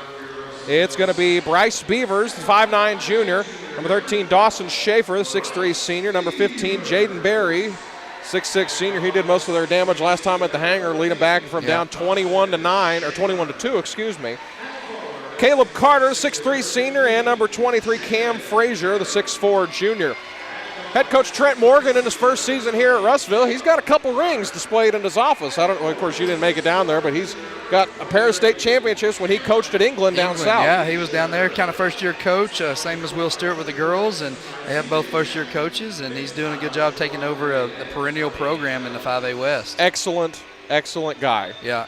And when I've talked to him a bunch of times before. When they played in the state England played the state tournament at North Ark last year. They stayed in Mountain Home, and I talked to them a couple times, and he's Class A dude. Yeah, really good guy. I'm sitting here watching this intro video that they had. Who named the Cyclones? Like, who in Russellville looked up and said, I think that's a cyclone? Yeah, I don't know who thought that, but Isn't that like a hurricane, right? Well, you're more liable to have a cyclone in Arkansas than a hurricane. Well, no, isn't the cyclone what a hurricane's called over in the other eastern or western hemisphere? I don't know. Eastern hemisphere? We don't know anything about weather, so we're going to talk about basketball. Bombers control the tip. Mountain Home in their road blues. Gold numerals with white and gold trim. Russellville in, would you call that gray or would you call that anthracite? Yeah, it's gray. It's as Dewey gets whistled for the offensive foul immediately. Dropped the shoulder. And it's an offensive foul. Mountain Home in some trouble early. Yeah, so a cyclone is just like a hurricane, but it goes counterclockwise instead of clockwise in the rotation. But there's no oceans around here. There's a lake? I guess so. So Russellville moving from left to right in front of us here. Mountain Home will be moving right to left in this first half. And Russellville in their gray home uniforms, they throw the lob on the back door over to Cam Frazier, and they get it to go. That's a good way to start for Russellville. Not if you're a Bomber. Yeah, it might have been one of the few dunks we've seen on us this year, but it's a perfectly timed lob into a dunk. So Mountain Home with the basketball. They get it across the timeline. Bickford with the ball. Bickford, crossover dribble back this side to Ryder McLean. Ryder, a couple crossover dribbles, a whistle, and a foul is called. On Ryder, or not on Ryder McLean, on the defender on him. That was on number 20, Caleb Carter. Be the first foul. You see one thing Coach Morgan is stressing right now. He's stressing intensity for this Russellville Cyclone team. They didn't have that at Mountain Home, and they are coming out intense on the defensive side. So Dewey with the basketball. Fresh 35 for Mountain Home. He'll go to work, try to not pick up that second foul. Reverse layup. This one is missed. Looked like a lot of contact there, but it's rebounded by Russellville. Russellville pushing ahead. And Frazier's going to load up the three. Missed that one off the back of the iron. Tell you what, Russellville has more of a lead in this first quarter than they had in the last first quarter of the Hanger. Yep. It was 21-2. Bombers had the lead in that game. Hagen Robb with the basketball. Now to Ryder on the right side. Now to Kai Bickford. Man-to-man defense by Russellville. Back to McGee Harris. Ryder's going to drive the baseline. Floater's good, and the game is tied. Good job, Ryder, taking the contact there, having good body control, and hitting the floater up over the top there. So first points of the game for Mountain Home. 2-2 our score. Glad you're here with us on the Bomber Sports Network. Skip back up top to Carter. Carter's going to drive, met by a double team. Three-pointer on the way. Contested three is good. That was by Dawson Schaefer. Hit that one. He had a hand in his face, and it's 5-2 Russellville. So that was Dawson Schaefer. The numbers are kind of hard to see because it's a dark number on a darker jersey. So Ryder McLean with the basketball. Going to give it back to Hagebob on the top of the key. Back to Bickford, over to Dewey on the right side. Dewey's going to go to work. Drive to the middle. Kicks it back to McGee Harris. 5-2 our score. Dewey with the ball. He's going to drive to the middle. Gets the screen from Bickford. A whistle and a blocking foul's called. They're going to give that to Bryce Beavers. A good call. Dewey's coming off that screen right there, and the Russellville defensive player was trying to hedge, and he didn't allow the defender through. His defender they're supposed to let through right there, but he came up and kind of shoulder punched Dewey as he was coming through. So McLean will throw in under the basket on the baseline. Gets it into Robb. Back to McLean. McLean, a couple crossover dribbles, picks it up between the circles now. To McGee Harris. Gives it back to Bickford. 25 on the shot clock. Still plenty of time. Bickford driving baseline. Met by a double team. Back to Dewey. Dewey driving inside. Lost the handle. Got it back. Driving inside. Off the window. Wouldn't go. Offensive rebound. Hagen Robb missed that one. Tipped in the air. Robb still comes up with it. Robb goes it off the window. And he'll go to the line, shoot a pair of free throws. Yeah, good job, Dewey, right there. Not giving up on the play. We were talking about in the break back there when you and I were talking how much those two benefit from each other. Hagen benefits from Dewey being on one side, and he can go get offensive rebounds. Right there, Dewey kept the ball alive, and Hagen was able to get the offensive rebound and hopefully make his free throws. Well, Robb's first free throw was missed. So it'll be Wyatt Stallnecker will come in.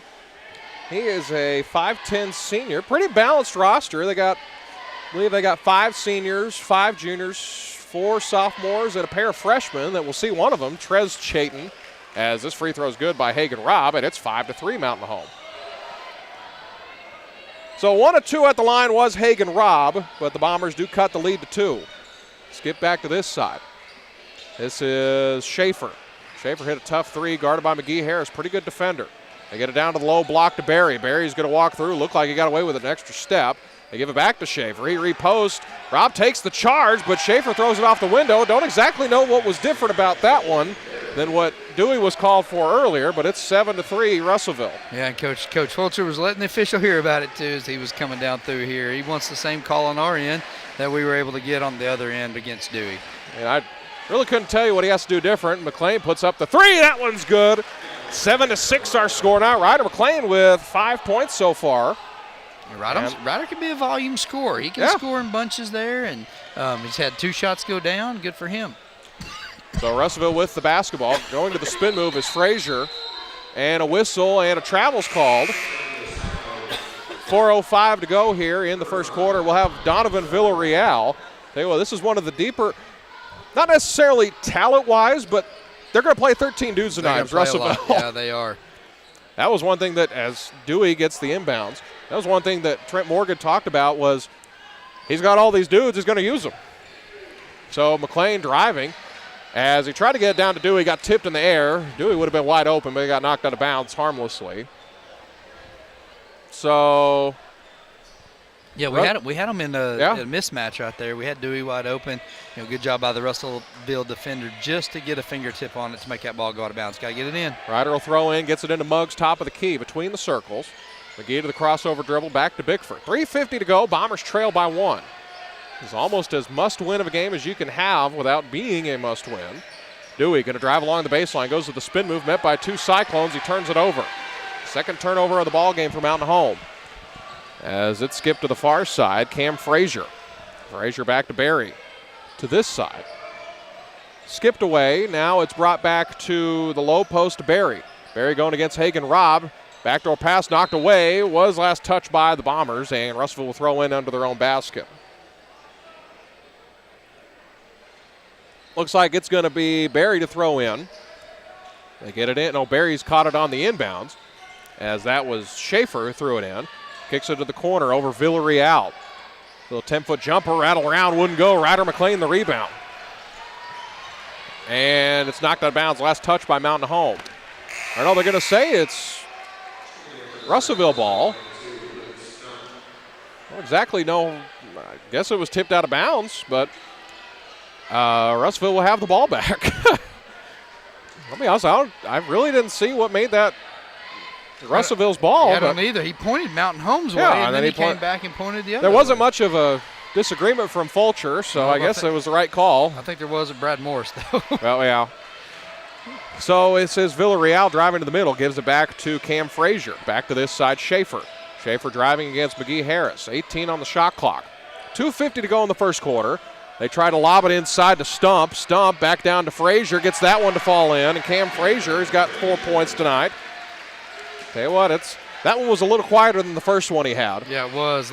Good job, Dewey, there by contesting without fouling. And this one's turned over.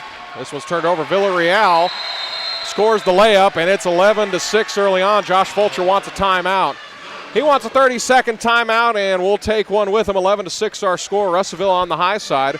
We'll take a timeout. This is Bomber Basketball Classic Hits 101.7. It's streaming live on the Bomber Sports Network. Mountain Home High School's Navy Junior ROTC advisor, Chief Williams, speaks about Navy Junior ROTC. Navy Junior ROTC is a citizenship development program where we help teach high schoolers personal responsibility, self-discipline, how to be a good custodian to the community that they're part of, how to give back to the community. And we do it based on military training, but it's not a recruitment tool for the military. KTLO Classic Hits in the Boot is proud of all our Bombers. ASC. Back here in Russellville, out of the timeout. Mountain Home will have 4 timeouts remaining after that 30-second timeout. Fulcher wanted to just slow things down real quick. Yeah, he did. They were able to throw a couple pressures on us, get some turnovers here on the Bombers. Want to make sure we had the right personnel in to handle their pressure. So Kobaninsky will come in. He replaced Ryder McLean. McGee Harris with the ball, gets the screen from Dewey.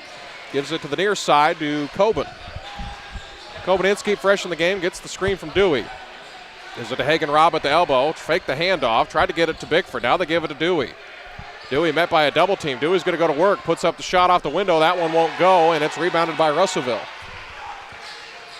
Russellville pushing ahead. Villarreal with the basketball. Still in the first quarter. Minute 53 to go here. Russellville with a 5-point lead. Now it's bounced to that side to Villarreal, the far side. Great defense as it's dumped down, rejected by Dewey. Stump's layup wouldn't go. Villarreal, the three-pointer, that one's good. Austin Villarreal, he's got 5 points. So it's 14-6, Russellville with the lead. Minute 24 to go, Kobaninsky with the basketball. Bombers with the ball, trailing by 8. Gets the screen from Dewey, and a whistle and a foul is going to be put on the sideline. It's going to go on Donovan Villarreal. The first foul on Villarreal. Braxton Carson and Blaine Tate will come in for McGee Harris and Braden Dewey. Yeah, the Bombers are in danger right here. You can't let this thing get too far out of control. At a rowdy gym with a student section and band, need to settle in and see if we can get a shot to fall. Tate with the basketball over to Braxton Carson, fresh into the game. Back to Hagen Robb, top of the key, back to Bickford. Now to this side to Blaine Tate. Blaine looking back to Kobaninsky. A lot of guards on the floor. Hagen Robb going to work, gives it down to Braxton Carson on the back door, and a whistle and a foul is called. And Braxton Carson's going to go to the free throw line, shoot a pair. They're going to give that to Luke Stump. Yeah, that's what you want to do if you're on the road right here. You want, when things are going tough, and that's where, Bombers have some game experience, not a lot right now, but that's something that you learn. When you get game experience like that, when you're on the road, you go get to the line. That's something that's comfortable. You try to get to the rim, try to get a hoop in the harm, you try to get to the line, and just like that, Braxton made his free throw. So Braxton Carson's in the book now. He's got 1 point so far. See if he'll go 2 for 2 here. 14-7, and he missed that one. Hagen Robb the offensive rebound, but it's tipped away, and Russellville has the basketball. Went 1 of 2 at the line as it's thrown ahead to Stump. He's met by Braxton Carson. They get it back down to the low post. Malachi Siner. I don't believe he touched the floor in Mountain Home, and a whistle and a foul's called. They're going to give that to Blaine Tate. Tate's first foul be the second for the Bombers, as Robert Dover will come in for Hagen Robb. 46 seconds to go in the first quarter. As a whistle and another foul away from the ball. They're going to give that to Braxton Carson. Yeah, he's trying to fight through that screen right there and try to run in on Siner, and just kind of had a hold of his jersey. Russellville will throw in again. They bounce it down to the low block. Now they kick it back out. Villarreal's got 5 points already. Now bounce to the far side, Luke Stump. Stump, a moving screen. He can't do that. It gets on the low block now. Now they bounce it down mid-post over to Bryce Beavers. And there's an offensive foul, I believe. No, they got to walk. No, they got to walk, yep.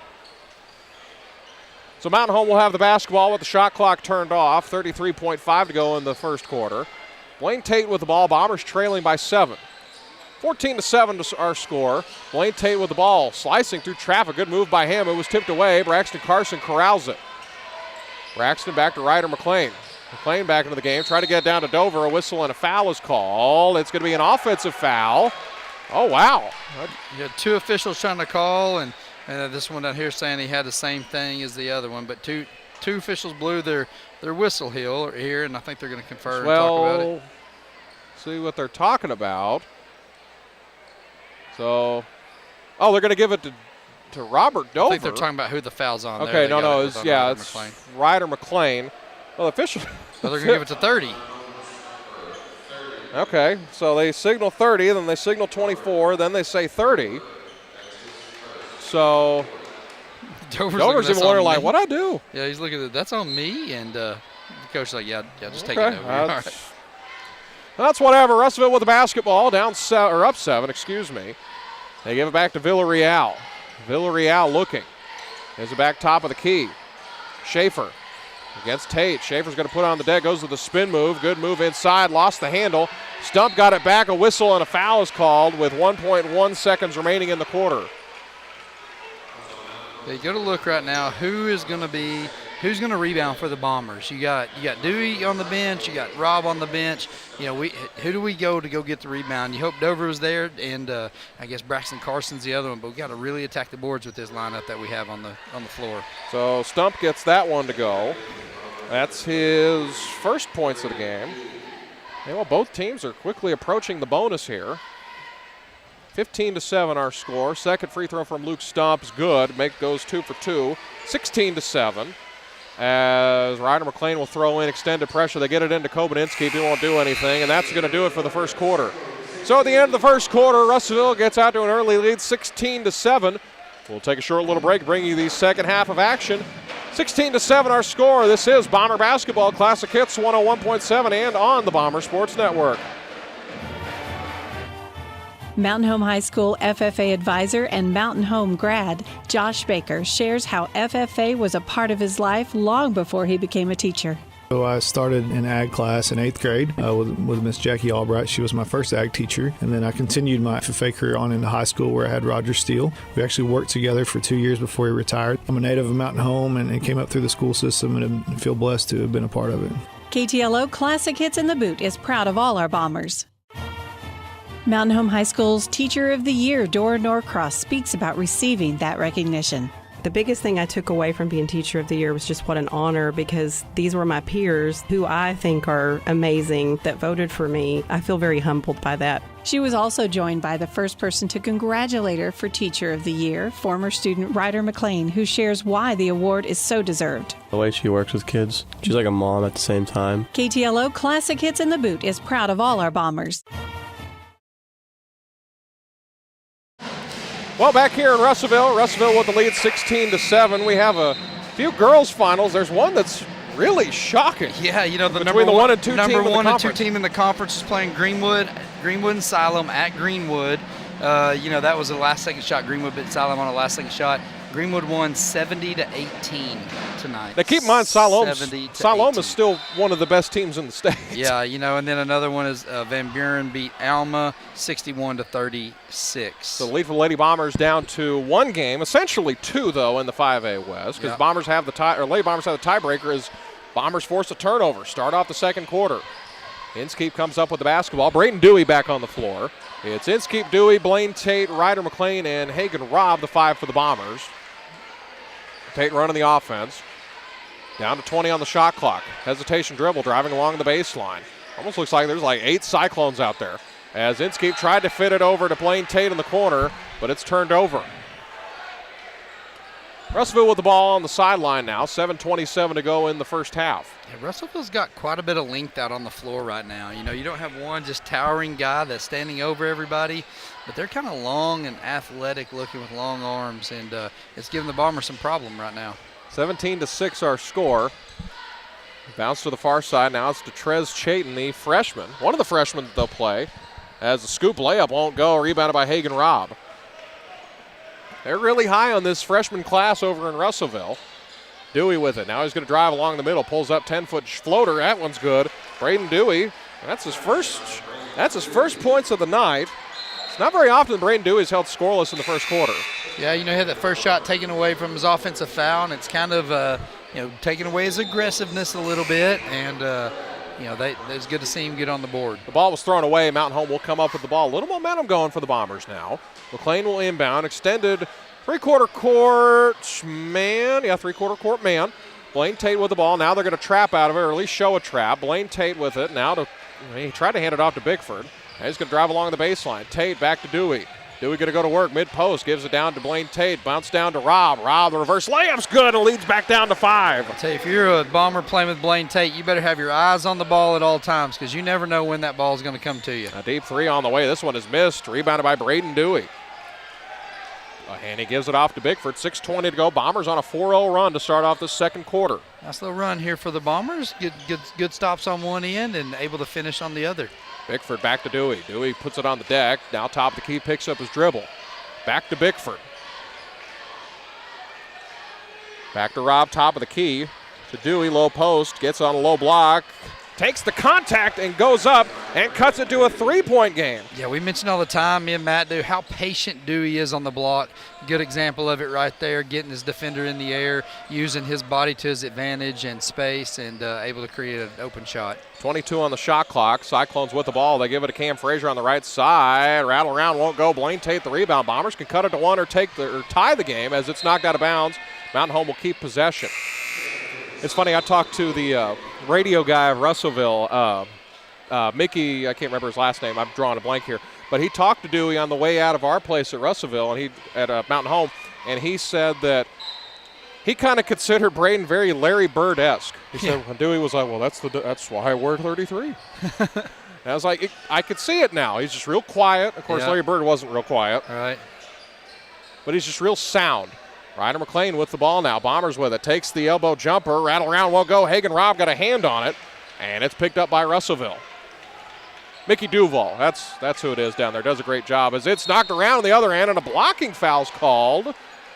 Way late after yeah. So the block. So Dewey blocked the shot, but then he's called for the block. Yeah, sometimes that's where you, as an official, you just want to see the official say, "Hey, look, we'll give Russellville the ball right here, no harm." I mean, that's an iffy 50-50 call. Instead of penalizing the player for good hustle on defense, give Russell the ball, let's restart the play, and let's go from there. Yeah. And, that was kind of a tic-tac foul that they got on Braden. So Russellville will be in the bonus the rest of the way in this first half as it's knocked away but picked up by Caleb Carter. Ball didn't change possession.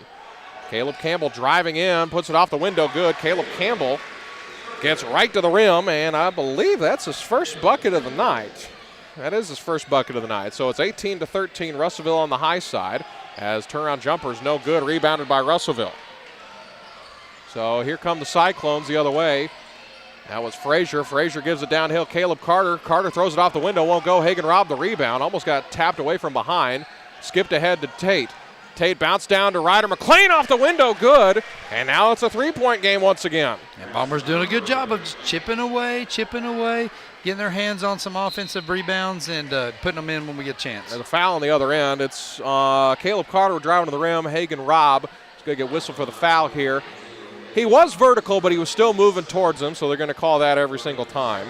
So now it is the 7th foul. Russellville now officially in the bonus, and it's going to be a 2-shot foul for Caleb Carter. Yeah, the final game in the girls, it looks like Harrison was able to beat Greenbrier 46-41 at Harrison. Oh, wow. So Greenbrier remains winless in the conference. Alma at 2-9, Harrison at 3-8. If I remember correctly, as that first free throw is missed, as Robert Dover will come back in. That game, Greenbrier was at Harrison. So Van Buren was at Alma, and Siloam Springs is at Greenwood, which would explain why Greenwood was out for blood in the girls' game. Yeah, so Greenwood's coming to Mountain Home on Friday. It'll be a good game to be there and support the Bombers and Lady Bombers. And second free throw falls out. Robert Dover the rebound. Greenwood's girls come into this game on Friday. They'll still be the #1 team in Class 5A. Good test for the Lady Bombers. 24-2, 11-0 in conference. As this one is kicked, it's still going to remain 25 seconds on the shot clock.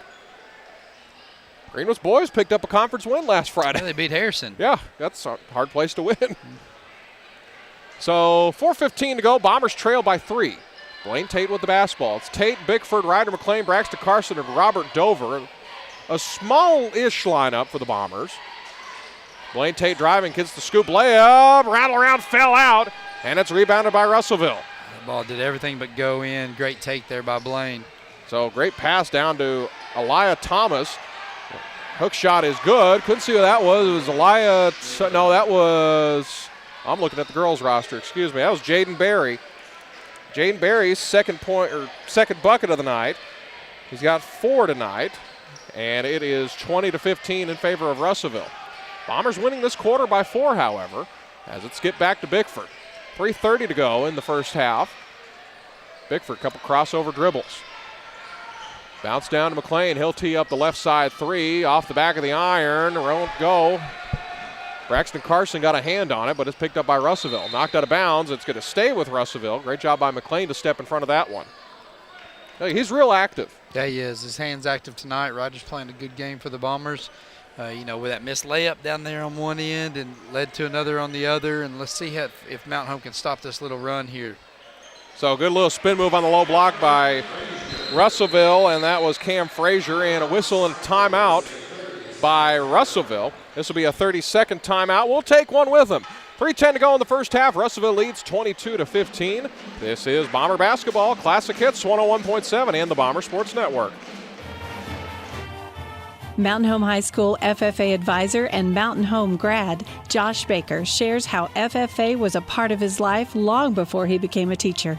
So I started in ag class in 8th grade with Miss Jackie Albright. She was my first ag teacher. And then I continued my FFA career on into high school where I had Roger Steele. We actually worked together for 2 years before he retired. I'm a native of Mountain Home and came up through the school system and feel blessed to have been a part of it. KTLO Classic Hits in the Boot is proud of all our Bombers. Mountain Home High School's Teacher of the Year, Dora Norcross.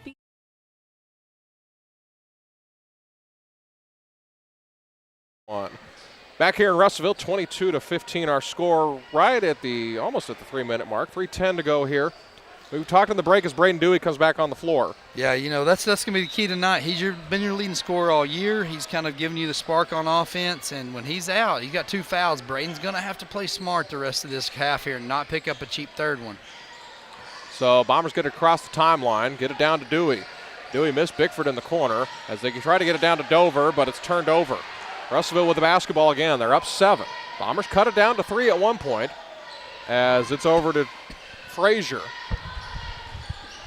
Good spin move as, I don't know how that's not a travel. He didn't finish the spin move with a shot, but nonetheless it's going to be a foul. Looks like they got Kai Bickford. Got Kai Bickford for that one. You think he reached in. So that's going to be the 8th foul for Mountain Home. Could be a 2-shot foul, so it'll send Caleb Carter to the free throw line. Got 2 points so far.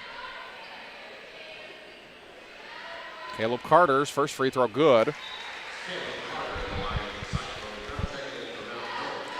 Mountain Home still leading this quarter 8-7, pending the free throw. 23-15 our score. Yeah, that's what the Bombers been lacking kind of all years. Who's that person that stops that run? When you're making a nice run yourself and something happens, you missed a layup or you missed a free throw or you got an offensive foul or something, and then you allow the other team to go on 7-0 run or something kind of like they've done right here, and who's going to do that? Who's going to stop that for the Bombers? So Dover had a good look at the rim, but Russellville picks up the rebound and steps out of bounds immediately. Carter missed the second free throw there. Yep.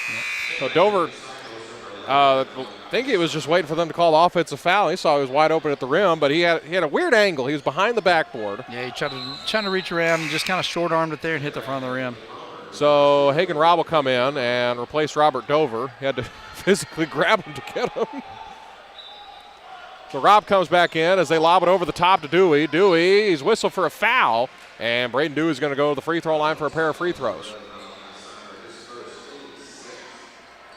So the 6th foul on Russellville puts Mountain Home in the bonus the rest of the first half. That's another big thing.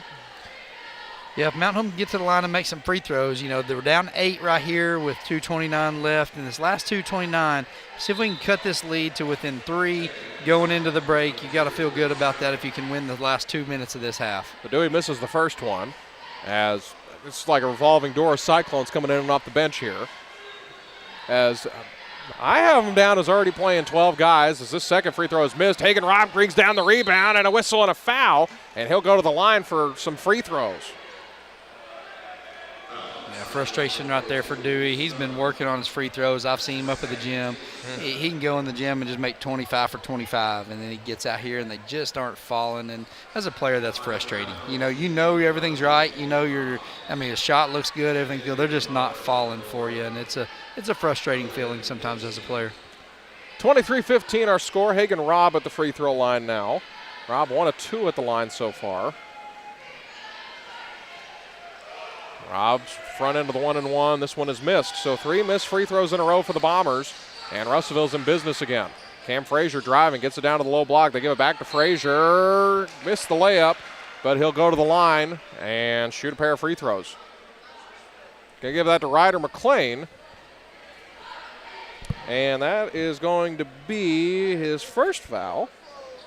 Yeah, his first foul, so that'll be the 9th team foul for Mountain Home. And sends Cam Frazier to the free throw line. First one is good. Cameron Frazier, 7 points so far. Trying to make it 8 and try to make this a 10-point game. So McGee Harris comes back in for the Bombers. Frazier's second free throw, missed it off the front of the iron, and still a 9-point game. Russellville with the lead. McGee Harris will walk it up, 2:14 to go in the first half. Now Coach Del Leonard here at the Central Heating and Cooling halftime show. As they get it over to Dewey, a lot of contact. Frazier all over him. McLean with the basketball. Gets the screen from Dewey. Trying to look at Dewey on a low block. They try to get it to him, but it's turned over. Russellville comes up with it. Russellville pushing ahead as Junior Brown is in, one of the 6 seniors, as this three-pointer from the top of the key is missed, rebounded by Coben Inskeep. Inskeep with the ball, minute 40 to go. Goes to the crossover, a whistle, and a carry is called. Don't exactly know what he did, but Official thought that was an illegal dribble, and it's another turnover for Mountain Home. He came flying in hard saying that carry was there, didn't he? Yeah, he wanted to let everyone know that was a carry. So Russellville with the basketball, as this is Dawson Schaefer saying the offense against Kobaninsky. Brown with the basketball. 20 to go on the shot clock. Now bounce to this side to Frazier. Frazier along the baseline, kicks it back, top of the key, three-pointer by Schaefer. This one is missed. Offensive rebound by Brown, puts it off the window. This one is missed. Offensive rebound by Russellville. Couldn't tell who it was, but it's picked up by Kobaninsky finally. He tried to outlet it to Hagen Robb, but it's turned over. Bounce down the low block, and it's picked up by Dewey. Dewey's on two knees, and they're going to have a whistle and a jump ball. It's going to go in the direction of Mountain Home. Yeah, kind of a strange series of events right there. You know, missed shots and turnovers, and right now you're going to see Mountain Home pull Dewey out and make sure we don't pick up this third foul right here at the end of this half. So Kai Bickford, Braxton Carson will step back in. They replaced McGee Harris and Braden Dewey, replaced Kobaninsky and Braden Dewey, under a minute to go in the first half. Central Heating and Cooling halftime show coming up here shortly. McGee Harris with the ball, gets the screen from Braxton Carson. And a whistle, and it's going to go out of bounds. And it's a turnover. Russellville comes up with the ball.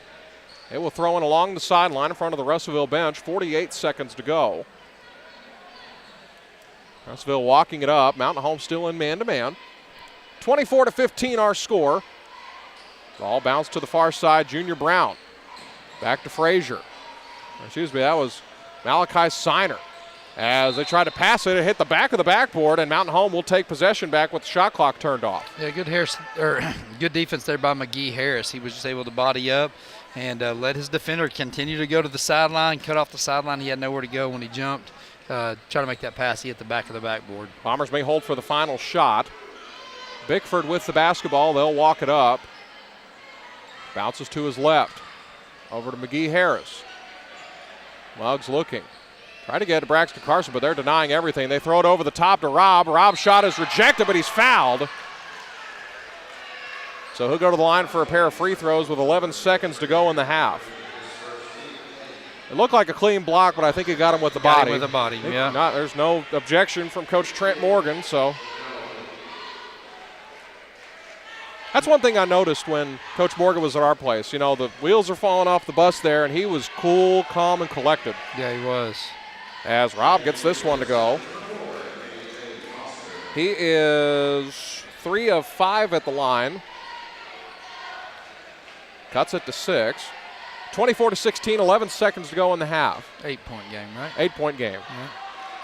And missed that one. It's tipped away. Looked like it was touched by Russellville. It's going to go to Russellville. I don't really know how it was possible, but looked like there were two guys from Russellville with inside position, but they're going to say otherwise. Russellville with the basketball down to 7. As a lot of contact on the ball as they give it off to Foster. Three-pointer on the way by Stump. This one is missed. Offensive rebound, but it's not going to count. So the Bombers do win the second quarter 9-8, but they find themselves trailing 24-16. We have reached halftime. Again, the Bombers trailed 24-16. It's almost time for the Central Heating and Cooling halftime show after the break. This is Bomber Basketball, Classic Hits 101.7 and on the Bomber Sports Network.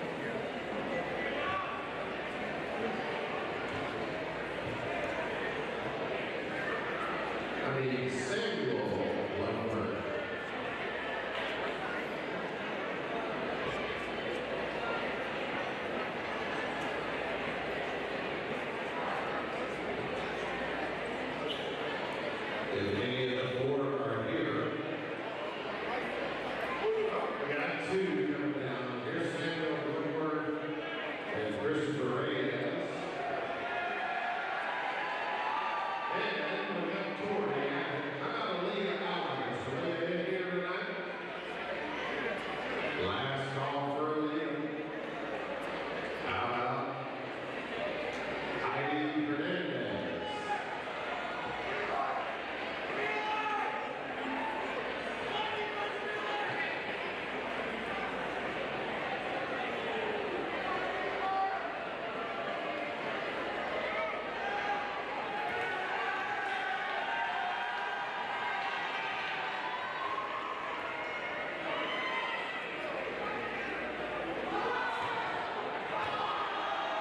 They're shooting 5 free throws here. The best out of 5.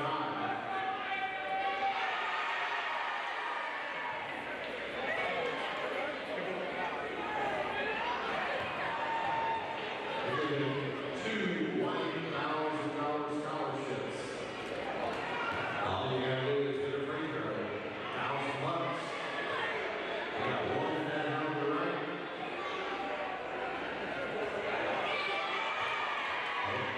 Two-shot lead.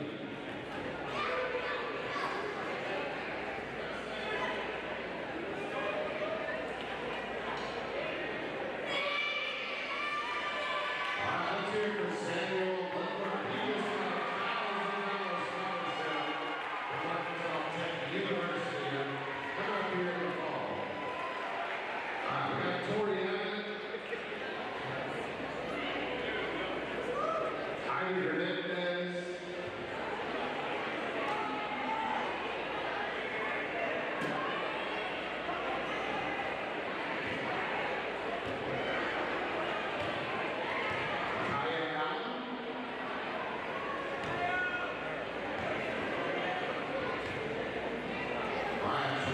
Back here for the Central Heating and Cooling halftime show, a little extended halftime. We knew about this ahead of hand. They have some shooting contests going on for some scholarship money. Anyway, it's time for the Central Heating and Cooling halftime show. We'll check stats in a minute. Please be joined at halftime with Coach Dell Leonard. Coach, tough one tonight, but you still got plenty of ball games ahead of you, a lot to play for. It's a tough one. I think they're all tough when you don't win, but it's tough because you feel like you really beat yourselves. Yeah. I mean, I don't know. Maybe the Cyclone game at home, the second half, we felt that way. But this one, I felt really good coming into this. And I don't know. I just sat up here. My daughter Brianna's here. She lives in Conway, and she drove down. And I said, I wish sometimes that I didn't care so much. And now I say that, meaning, I really want better for our kids. When we were where we were supposed to be, and this is last time we played them, they did a great job of changing defenses on us. Mm-hmm. But every single time that they changed, we knew exactly what to do and how to attack it, and our kids got great looks for the most part. When we weren't where we were supposed to be, that's when it looked really bad. I think that we still have enough youth that when everything's not flowing or going really well, we start to question ourselves. And, I thought we had some kids that, a lot of kids tonight that had some scoring opportunities and passed them. They passed them up, and I would have liked for them to be more aggressive. I tried everything. I tried stroking some of them. I tried to make some of them mad. I tried everything, and we just didn't execute. I mean, if you look at, we didn't finish. If you look at the fact that we fouled at the end and gave up 6 free throws trying to stop the clock, they scored 38 points. Yeah. I mean, you tell me before tonight's game that we keep them below 40, or even 40, take it, then we're going to win. And, I thought our post players did a good job. I thought that Lauren and Anna did a good job on Ely, number 25. But then late when we were down trying to gamble a little bit, she got a little slippery on us. But we did fine, and we took some chances and we gave up some shots to some of their kids, and a couple of them, I think when Burt banked that 3 in, it was a 2-point game, and she banked that 3 in. That was a tough situation to overcome, but we were right there. I mean, people are going to see that score, and it was really 4, 5, 6 point game most of the way. But I thought we were going to get that one. I felt good about it coming in. You know, what our kids got to do is, and again, our youth, and I might be putting too much on some of our kids, or they're putting too much on themselves. And, you know, we got to look at that and say, you know what, you got to be better. And I say all the time that kids don't mean to miss shots, and we missed a lot of really good looks tonight. But also, you also got to look at this is big girl basketball, and you know you got to put the ball in the hole. And you look at our game coming up Friday night, you could throw everything else out. If you make you got to figure out how to make shot, take care of the ball, get as many shot attempts as you can. And if you do take care of the ball against Greenwood, you'll get looks. But you got to take care of it, and you can't be afraid to shoot it. And I think the number one thing going into Friday night is that we get in the gym these next 2 days, and the girls see the ball going in the hole a lot. Yeah, that'd be real good. I talked to Josh about it. Really, the last 2 weeks, you had a good week last week, but the last 2 weeks you hadn't been anywhere close to on schedule. No, not really. And I think athletics, and I can tell you, me personally, routine is huge, and routine's huge for our girls. And what we got to get better at is when we only have a couple of days of practice to get ready for somebody, we got to take advantage of that. And this team, when they've had 4 or 5 days, they've been lights out. But we got to be able to absorb stuff. I got really frustrated several times tonight and said, we are not listening. Well, I think they listen, but sometimes we're not executing. And you got to be able to listen to what the game plan is, and then you got to execute it as well. And we had some bad rotations out of our press tonight, and didn't protect the rim very well at the end of the press. I don't know if I want to watch that film, but our girls probably need to see some things on that film. And our press, there's two things we call the terrible threes. You can't have 3 people running at the ball, and that didn't happen tonight. But you can't have 3 people ever behind the ball line. And we had 3 people that were slow on rotation. Then you're chasing. Yeah, took bad angles, and they were chasing, and we can't have that. And the press is effective, and I thought that we got out of the press what we needed. Even though we had some mistakes and they got some layups, they still we're right there around 40 points, and I believe that our team is good enough to win any game where we keep a team down there around 40. Coach, appreciate the time at halftime. Good luck on Friday. Good luck the rest of the way. Thank you. Our kids need to throw that one away and get ready to go. We've had a good year, and we got a chance to get to the playoffs, and that's what we need to do. Coach Dell Leonard here at the Central Heating and Cooling Halftime Show. Again, appreciate you, Coach. Thank you, Dylan. Appreciate you guys. We'll check some stats real quick, then we'll take a break, bring you the second half of action. Dawson Schaefer with 3 points for Russellville. Jaden Berry with 4, 3 points for Caleb Carter, 5 points for Donovan Villarreal. Had those all in a row. And Luke Stump with 2 points. On the Bombers side, Hagen Robb with 5 points, 7 points for Ryder McLean, 4 points for Braden Dewey. Braxton Carson with a point, and that's all the scoring for Mountain Home. That's going to do it for the Central Heating and Cooling Halftime Show. Bombers trail 24-16. There's a couple minutes left. They're still getting done with the dance team routine here at halftime. We'll take a short little break and bring you the second half of action. This has been the Central Heating and Cooling Halftime Show. This is Bomber Basketball on Classic Hits 101.7 and streaming live on the Bomber Sports Network. ASC Warranty is proud to support the Mountain Home.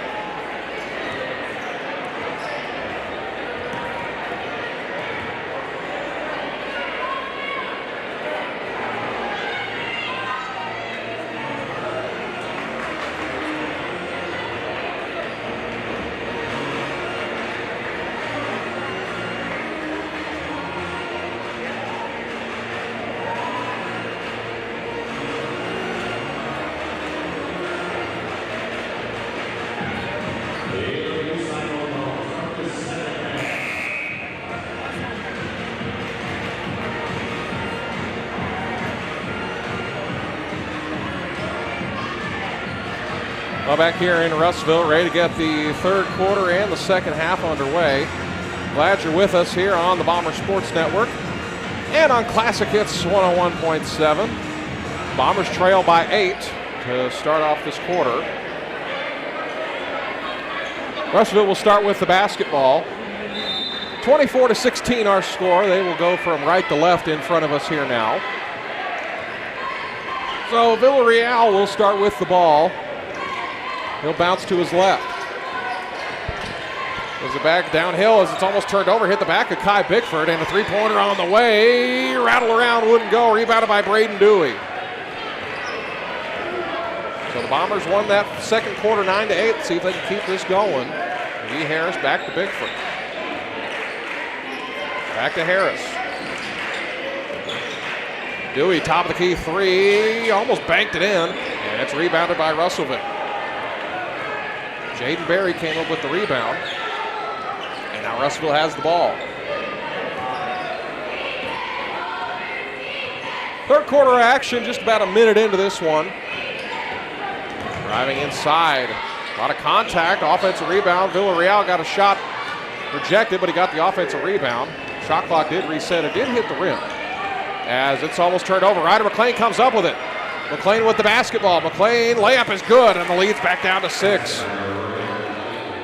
Ryder McLean's got 9 points tonight. As it's bounced down to the low block, Jaden Berry gets that one to go, and they respond right back. 26-18. He's got 6 points tonight. So the Bombers with the basketball. 6.5 to go in the third quarter. McGee Harris gets the screen from Dewey. Dewey fades off the screen, goes to the middle. Thought about the jumper, gives it back to McLean. McLean going to drive inside, gives it back to Dewey. Dewey goes mid-post down to Hagen Robb on the block, goes to the spin move. Reverse layup is good. Hagen Robb with the layup, and it's back to a 6-point game. He's got 7 tonight. 26-20. Russellville setting the offense up. 2 minutes gone in this first quarter of action. Villarreal driving downhill. They give it down to Berry. Berry behind the basket. Great defense from Robb as Dewey was caught sleeping, and Frazier came right in for the lay-in. And it's back to a 8-point game. As it's almost turned over and a whistle and a foul is called. They fouled McGee Harris. I think I get that. I'm going to give that to Dawson Schaefer. That's his team's first of the second half. So it's Frazier with the lay-in. He's got 9 points. So the Bombers with the ball, trailing by 8. He's trying to claw back into this one. Bickford gets the screen from Dewey. Not about pulling up for the three. Dewey's going to go to work. Dewey mid-post, pulls up, turnaround, 10-foot jumper, gets it to go. That's his signature shot. Braden Dewey going to work in the second half. It's his first points. As driving along the baseline, they dump it down mid-post. Jaden Berry steps through, off the window, wouldn't go. It's a whistle and a foul. 5:10 to go in the third. The Bombers trail by 6 with Jaden Berry going to the free throw line.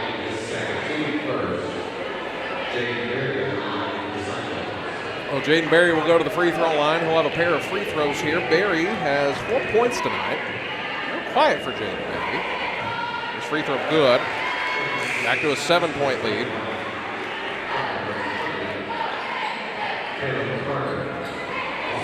Caleb Carter will come back in. Caleb Carter starting the second half on the bench. 29-22 our score. Second free throw good by Berry. So 8 points for him. Got 4 in the second half. Bickford setting the offense. They got to go pretty quick. 30 on the shot clock. Still having to go across half court. Back to McGee Harris. Harris got to go. Gets it across the timeline to Robb. Robb skips it over to McLean. McLean off the window. Good. And it's 30-24. Ryder McLean came to play tonight. He's got 11 points. As it's bounced back to Bryce Beavers. Bounced up top. Schaefer for 3. Got it. And it's a 9-point game. Dawson Schaefer with the bucket. And he's got 6 points. 33-24 our score now. As it's get back. Bickford, right wing three. This one is missed. Bob came down with the rebound, but it's picked up by Russellville. Pushing ahead the Cyclones. Now it's back to Cam Frazier. Frazier driving in, puts up the high arcing shot, won't go. Rebounded by Bickford. Bickford pushing the tempo, kicks it out. Ryder McLean, he wants the three from the left side, is good! Ryder McLean heating up. He's got 7 points in the quarter.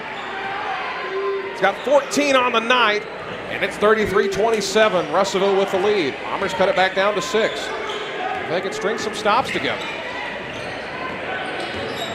It's bounced back to Frazier. Frazier over to Schaefer. Schaefer gets the screen. Driving downhill, an offensive foul is called. We're going to give that to Cam Frazier. That's his first foul, second team foul. Caleb Campbell will step into the game. Caleb Carter will exit. And the Bombers have the ball. Trying to cut into this 6-point lead. Bickford with the basketball. Over to Rob. Rob over to McGee Harris. Muggs looking. He's going to dump it down to Dewey. Dewey met on the low block. Count it and one! Braden Dewey takes the contact, and he'll go to the line and shoot a free throw. As we welcome Brad Coleman back to the broadcast position. Sorry, Dylan, I got caught up. It's okay. Hey, and Dell likes to talk. I understand that. It's hard to get away sometimes. As Dewey's and one is good. Soaking in some basketball knowledge. I mean, he's going to be a future Hall of Famer one day. So, I mean, any knowledge you can get. By the way, the Bombers have cut the lead to 3 now, as they're in the midst of a 6-0 run. As Caleb Carter driving down the hill. Gives it back this way over to Bryce Beavers. Beavers looked like a double dribble. Looked like that was a dribble when he first put it on the deck. Top of the key three-pointer. That one is missed. Tipped around. Ryder McLean the rebound. Bombers can cut it to 1 or tie it. Next time we have this chance, we went in and missed a shot. Let's see if we can hit a big shot right here and get this thing moving in our direction. Bickford back to McLean along the baseline. Down to Hagen Robb on the block. Goes up. A lot of contact. Whistle and a foul. He'll go to the free throw line. Good pass there by Ryder. Seeing the double team coming over. Dropping it into Hagen. So Hagen Robb will go to the free throw line. You know, it started to look kind of hairy for the Bombers at the start of the quarter. It got to a 9-point lead, and they had a shot that hit every part of the rim and fell out. But now Mountain Home, the tempo's swinging their way.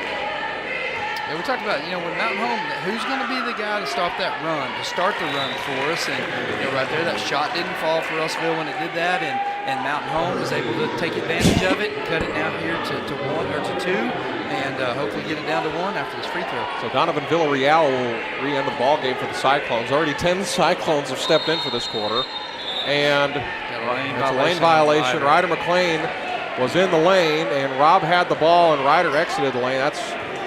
He was in there on the paint, and then as they threw him the ball, he was going to run back and try to get back. And once that ball's in motion, you can't move. But the lead is cut down to 2. That's right. So that will not even go down as a miss for Hagen Robb, those of you keeping score at home, for whatever reason that may be. As they drive inside, get that shot to go off the block or off the window.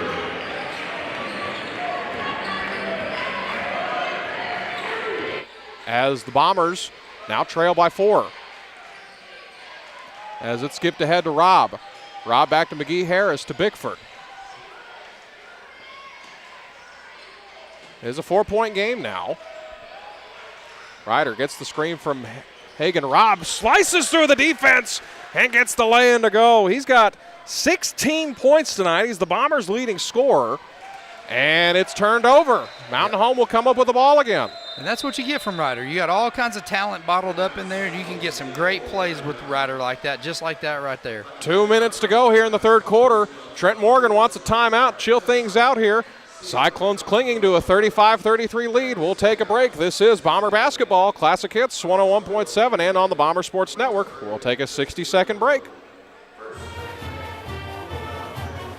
Use the smile to change your world, but don't let the world change your smile. Coleman Family Dentistry is a proud supporter of the Mountain Home Bombers. A family-friendly dental office providing the state-of-the-art clinic, Coleman Family Dentistry is dedicated to you, your health, and especially your smile. With locations in Mountain Home and Cotter, there's every reason to book your appointment today. Call 870-424-4670. Go Bombers. Since 1965, Harold Tucker Auto Parts has been serving the Twin Lakes area. Thank you, Twin Lakes area. See Harold Tucker Auto Parts for parts both foreign and domestic. From parts for automobiles to parts for mowers. They have custom-built hydraulic hoses and welding supplies too. Open Monday through Friday, 7:30 to 5:30. Harold Tucker Auto Parts, your bumper-to-bumper auto specialist. Family-owned and 3 generations strong. Harold Tucker Auto Parts, proud to sponsor the Mountain Home Bombers. 810 South Street, Mountain Home, 425-5040. It's time for families to enjoy. Back here, Cyclone Arena. Bombers trailing by 2. They have the basketball. Kind of throwing a little run here at Russellville. They've outscored the Cyclones 17-11 in this quarter, Brad. Yeah, Russellville setting up, want to call timeout right here, try to set up a press and try to get an easy steal from Mountain Home. Good job handling the press. Bickford with the basketball, 22 on the shot clock. Bickford's going to get the high screen from Dewey. Dewey didn't even screen him. A little too high, give it off to McGee Harris. Harris back to Dewey, thought about the three. He's going to go through traffic, pull up for the 10-foot floater. That one won't go. Rob the offensive rebound, puts it off the window, and we're tied. How about this guy tonight? Hagen Robb is looking like Harrison Hagen, right? Against Harrison, he had a career game. He's shaping up tonight to have another one. Great offensive rebound there by your senior. As driving inside is Caleb Carter. I think if Rob didn't come in there and try to block it, that would have been clean. Yeah, but because McGee didn't foul him, but Hagen Robb did. Yep. But you like the aggressiveness on him. Yep, He's you do. Using his height. So that's going to send, it's Caleb Carter to the free throw line. He's got 3 points tonight. There's not really, on this Russellville ball club, at least the 2 games we've seen in person and the little film I've seen, they don't have like a dude. No. Like, we have a Dewey. If we need to get a bucket, we can get one. Yep. But they had an outstanding player last year, Danye May, that graduated. I believe I can't remember where he's playing. He's playing, I think, D2 basketball. I can't remember where. That free throw is good. And it was a very similar team to this, but they had him, and he was a guy that could go for 25 every night. Yeah, he was a great player. Russellville's trying to see who that guy is that they can lean on late in games. So Bombers with the ball, now trailing by 2. Who did we say that was? Caleb Carter shooting the free throws there. 20. So we're right at a minute. Ryder McLean's going to drive the baseline, gives it back to Dewey, almost turned it over. Dewey's going to pull up 15-footer, got hit on the arm, and they didn't call it. Rob almost came down with a rebound, but it's going to go out of bounds and stay with Mountain Home with a fresh 35. That's not going to go as a rebound for Hagen Robb, but, man, that is his rebound. He went in there and he battled for that ball. The loose ball went off of Russellville, but, man, Hagen kept that possession alive here for the Bombers. McLean tried to get it into Dewey, but Dewey corrals it. Over to McGee Harris, fresh 35 for the Bombers. Harris driving. He has not scored yet tonight. They give it over to Dewey. Almost turned over Dewey as it was knocked out of bounds. I think he was trying to, it didn't look like a shot, but he was trying to get it down to Hagen Robb, but it was tipped out of bounds. 43.2 to go in the ball game, or in the third quarter, excuse me. Shot clock at 24. NBA-style possession coming here. Bickford thought about the three. He's going to drive. Free throw line jumper. Hadn't shot that yet tonight. Dewey gets the offensive rebound. Driving inside, met by 3 Cyclones. Gives it back to McLean, and they're going to reset with a fresh 35. 2-second difference between the game clock and the shot clock. Bombers could theoretically hold for the final possession, or final shot. Rob going to go to work. Goes to the spin move, driving inside off the block. Couldn't get the shot to go, but he'll go to the free throw line and shoot a pair of free throws. Yeah, they're giving it on the shot. I was worried he was going to call that on the floor there, but he did give him the shot. I was almost worried about the travel. Yeah, he did. He kind of shuffled his feet. It was close, but Hagen's gotten real crafty. Yeah, his footwork, or whatever you want to call it, his 2 feet moving, but it looks awkward at times. Yeah, that's what. And other coaches want travel calls. I don't think it is a travel. I've watched it, and it looks kind of weird, but it gets the job done, and that was kind of one of those ones. The way his footwork was kind of a shifty little move. So Hagen goes 1 of 2 at the free throw line, 37-36. Bombers on the low side. They have outscored Russellville by 7 in this quarter. So Russellville with the basketball, 8 seconds. Puts up the turnaround jumper. That one rattle around won't go. Braden Dewey with the ball, down to 4. Down to 3, down to 2. McGee's got to put it up at the buzzer. Oh, he just missed it. It looked like it was good. It looked good. It did. It was right in our angle. Looked like it was going down. It was on target, but an exciting one coming up here for the fourth quarter. We'll take a 60-second break and bring you the fourth quarter. Russellville leads 37-36. This is Bomber Basketball on Classic Hits 101.7 and streaming live on the Bomber Sports Network. Mountain Home High School students in the East program keep their community connected. Here's member Audrey Yunt with more about Bomber Sports Network. If you have interest in live streaming, sports, or just want to try something new, BSN's a really great opportunity for that. It really puts you into the action. For everybody who's not able to attend the games, it's really nice to be able to watch live or after the fact to stay connected to what's happening at the games. KTLO Classic Hits in the Boot is proud of all our Bombers. Mountain Home High School's Navy Junior ROTC advisor, Chief Williams, speaks about Navy Junior ROTC. Navy Junior ROTC is a citizenship development program where we help teach high schoolers personal responsibility, self-discipline, how to be a good custodian to the community that they're part of, how to give back to the community. And we do it based on military training, but it's not a recruitment tool for the military. KTLO Classic Hits in the Boot is proud of all our Bombers. ASC Warranty is proud to support the Mountain Home Bombers. ASC Warranty provides dealers with... Well, back here in Russellville, glad you're here with us, ready to get the fourth quarter underway. Here from Cyclone Arena, man, the band's going at it over there. Yeah, it's over there in the corner. It's loud over there. We're kind of at the top of the arena here. Bombers will start with the basketball here in the fourth quarter. Good vantage point here. Yeah, we'd get sucked up into the big opening of the Cyclone if it was facing us right where we are. So Rob with the ball. It's inside to Dewey now on the low block. Dewey's going to go to work, met by two Cyclones. Trying to get something to go, couldn't get it to fall. Rob the offensive rebound, had it rejected. Good block by the Cyclones. Coach Fulcher wanting a foul as it's thrown ahead but knocked out of bounds. Mountain Home will take possession. Yeah, right now Russellville's reeling just a little bit. I look up there and I see Caleb Carter. Kind of, hey, everybody calm down for Russellville. They're kind of reeling. They're pressing a little bit. They know the importance of this game for them and their playoff implications, and same with Mountain Home. So hopefully we can take advantage of them right now. So Bickford with the ball, gets the screen from Dewey. Bickford driving inside, and he's going to be whistled for a travel. He slid just a little bit, and as soon as I saw that happen, I knew there'd be a whistle coming. I couldn't see his feet right there. He kind of slid that front foot. Yeah. He's looking over the bench saying, I did not travel. I couldn't see it, but maybe you trust your senior and say, I don't know, maybe he did. 7:10 to go in the ball game. Bombers trailing by 1. They have outscored the Cyclones 29-21 since the end of the first quarter. Driving inside. Good little move by Jaden Berry. Tell you what, we've seen 4 years of Jaden Berry so far, and that's a senior move right there. Yeah, it is. Yeah, it kind of got Rob going one way and kind of ripped through, stepped through, and finished on the left side. Well, Jaden Berry with 10 points, 6:46 to go. Bombers now trail by 3. Still a one-possession game. Bickford with the ball. Bounce to Ryder McLean. He's got 17 tonight. Hand in his face. Gives it back to Bickford. Bickford gets the screen from Dewey, rejects the screen. Gives it back to Ryder McLean. 10 on the shot clock. Now to the far side, McGee Harris. Gets it back to Ryder McLean. Off the screen, three-pointer. Good! Ryder McLean feeling it. He's got 20 points tonight, and the ballgame's tied. Ryder is a rhythm shooter. He came off that screen, was able to catch, go right into a shot in rhythm, and when he does that, it's a high percentage chance it's going down. So we're all knotted up here. 6:10 to go as driving inside was Caleb Carter. He was fouled by Ryder McLean. He'll go to the line and shoot a pair of free throws. If you're Ryder, I don't know what else you do right there. You're playing good defense. A lot of times we want to see a player set and somebody run him over to get the player control or offensive foul. I think it needs to be more looking at, is it offense-initiated contact? Yeah. Right there was offense-initiated contact. Ryder was just holding his ground, standing straight up, and offense went into him. So first free throw from Carter is good. Caleb Carter's got 6 points tonight with one more free throw coming. So Fulcher shouting instructions to Ryder and Kai, just play straight up.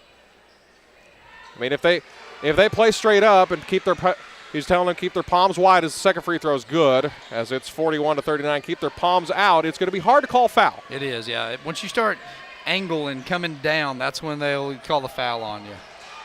So as it's turned over, Russellville with the basketball, up 2, excuse me. Bounce to Beavers. Beavers hands it off. A lot of contact away from the ball. They're going to get Bickford for barreling through a screen. It's going to be Kai Bickford's second foul. Only the 4th team foul for the Bombers. And Josh Fulcher wants a timeout. We're going to take one with them. 5:50 to go. Russellville leads 41-39 here at Cyclone Arena. It's going to be a 60-second timeout. We'll take it with them. This is Bomber Basketball. Classic Hits 101.7 and the Bomber Sports Network. It's time for families to enjoy the school sports scene once again. Everyone from Knox Orthopedics at No. 3 Medical Plaza wishes our many area athletes not only a winning season, but an injury-free season as well. If the unexpected should occur, however, Knox Orthopedics' 4 highly qualified orthopedists, Drs. Knox, Rawls, McConnell, and Franklin, can evaluate, diagnose, and successfully treat your injuries to get you back doing what you love sooner rather than later. Yes, they can fix that. Check them out at knoxorthopedics.com. Are you building a new house, not sure where the property lines are? Strider Consulting can help. They're a civil engineering and land surveying firm located at 1029 Highway 201 north of Mountain Home. With over 23 years in the business, Strider Consulting has the experience and expertise to bring your project to life. Visit strider.consulting to see their full list of services and request your quote today. Strider Consulting is a proud supporter of Mountain Home Bombers athletics. Strider Consulting, engineering our future. Well, back here in Russellville, 41-39 our score as Russellville has the basketball. As it's tipped away, knocked out of bounds, Russellville will keep possession. Again, really glad you're with us here this evening. Beautiful Russellville, Arkansas. Sun came out on the way over here. We thought it was going to be a big rainy day all day, but it ended up being nice out. Yeah, beautiful drive down. It got to, 63, 65 degrees on the way down. So they're looking as Schaefer was the inbound man. Barry fakes one way, goes the other, missed the shot, and it's rebounded by Hagen Robb. Yeah, Bombers good job with there. the ball. Good job there by Hagen. He got fooled with that move on the left side right there, held his ground on the right side, and did a really good job not giving into that move. So Braden Dewey with the ball, gives it down to Ryder McLean, who's got 20 points. Back to Dewey. Skip back to Bickford, 15 on the shot clock. Top of the key, Hagen Robb. Back to Dewey, 10 on the clock. Now to Ryder McLean, been the hot hand. McLean looking, back to Bickford, down to 5. He pulls up for 3, top of the key, got it, and the Bombers lead. First points of the night for Kai Bickford, and they couldn't have come at a bigger time. It's 42-41. Great shot there by your senior, and what a great deal. See if we can get a stop and couple scores together here and pull this thing away. As this shot is missed, but it'll be 2 free throws as we have a score of interest in the fight for the playoff hunt for the Bombers. 50 seconds remaining. Harrison has the ball against Greenbrier, who the Bombers are chasing, as they hit a 3, and they're now up 58-52. So that's a big game for Mountain Home. They're up Home. 6 with how much time left? About 42 seconds. In the game? Uh-huh. Oh, yeah, so that would be good because Greenbrier is 6-4. They'll drop Greenbrier and Russellville are the 2 teams Mountain Home is chasing as this free throw is good, and the game's tied. That could drop them to 6-5 if we win this game. Russellville will drop to 6-5, and Mountain Home would be in 5-6. And we still have a date with Greenbrier. Next Tuesday. Bombers got 2 games coming up in the hangar. Come on out, support these kids in their last 2 home games of the year. It's already here. Yeah, it's in the basket. It's going to be, before I know it, I'll be out in baseball, softball field, and soccer fields across Arkansas. But glad we're in a nice warm gym in the time being. 42-42, second free throw. This one is good, and Russellville reclaims the lead. Who was shooting those free throws? Did you happen to see? That was number 20. Yeah, it was Caleb Carter. That's right. I was checking out the Harrison Greenbrier score. But if that holds serve, that'll be good for the Bombers. Is that or 15? One of the two. Yeah. It was 20. That's right. I saw what McGee puts up, the little 15-footer, hit every part of the rim and fell out. That would have been nice. Would have put the Bombers up 1, but Russellville with the ball. Great shot. Just did not go down. Blaine Tate fresh into the ball game for Mountain Home. Mountain Home shortened up their bench here in the second half as they had one group out there kind of rolling. As 15-footer on the way from Caleb Carter's good, and it's a 3-point game as Trent Morgan wants a timeout. We'll take one with him as Russellville now leads by 3, 45-42, 4:16 to go in the ball game. This will be a 30-second timeout. We'll take it with them. This is Bomber Basketball, Classic Hits 101.7 in the Bomber Sports Network. Mountain Home High School students in the East program keep their community connected. Here's member Audrey Yunt with more about Bomber Sports Network. If you have interest in live streaming, sports, or just want to try something new, BSN's a really great opportunity for that. It really puts you into the action. For everybody who's not able to attend the games, it's really nice to be able to watch live or after the fact to stay connected to what's happening at the games. KTLO Classic Hits in the Boot is proud of all our Bombers. Mountain Home High School's Navy Junior ROTC advisor, Chief Williams, speaks about Navy Junior ROTC. Navy Junior ROTC is a citizenship development program where we help Back here in Russellville. Tied one here tonight, 45-42. Bombers on the low side, Russellville with the lead. Extended pressure by Russellville. We're talking in the timeout there. I think they just called that timeout, set up their press. Braden Dewey with the ball ahead to McGee Harris. Almost was a backcourt violation as Blaine Tate has the ball. Blaine Tate looking. Gets it to McGee Harris, back to Dewey. Dewey to Bickford. Bickford to Robb. 10 on the shot clock, down to Dewey. Dewey's going to go to work, driving along the baseline, met by two Cyclones. Picks up his dribble, down to 5. Kicks it to the corner, Blaine Tate. Got to do something quick. Down to 2, down to 1, and it's going to be a shot clock violation. Russellville will get the ball back. In the last 8 seconds of that possession, there wasn't a good spot that ball was in. No, it wasn't. It got kicked over to the corner, and if Blaine can handle that tough pass coming out, he might be able to get a shot off there, but he was not able to handle it, and so once he started fumbling it, you knew it was going to be a shot clock violation. Bombers still trail by 3. They try to get it down on the low block to Barry as it's knocked out of bounds. Russellville will keep possession. Or no, Mountain Home will have the ball back. Yeah, it was last touch by Barry. Yeah, it was. It went right through his hands, and official right on top of it and gave Mountain Home the ball. So the official on this side, on the sideline closest to us, pointed the other way, but I think he corrected it, obviously. Bombers still trail by 3. Bickford, Ryder McLean back into the ball game. Dewey pushing ahead. Dewey driving along the baseline. Kicks it back, Ryder McLean, free throw line jumper, left it short. Offensive rebound, Ryder McLean kicks it out. Blaine Tate for 3. Got it! Tie ball game. Blaine Tate from downtown, his first points of the night. Tell you what, that's not a shooter you expect to make that 3. Blaine can shoot the ball a little bit, but that's a great shot by your sophomore. Under 3 to go now. Crunch time now, 45 all. Driving mid-post, tipped in the air. Bombers come up with it. Blaine Tate with the basketball. Pushing ahead, Tate. No look pass down to McLean off the window, and the Bombers lead. I think everybody in the gym thought that ball was going to Dewey on one side, and Blaine just kind of snuck it over there to Ryder for the layup. Josh Fulcher wants to set the defense now. 2:42 to go in the ball game. Bombers up 2. We'll take a short 30-second break. This is Bomber Basketball Classic Hits 101.7 and on the Bomber Sports Network. Community banking means investing in our community.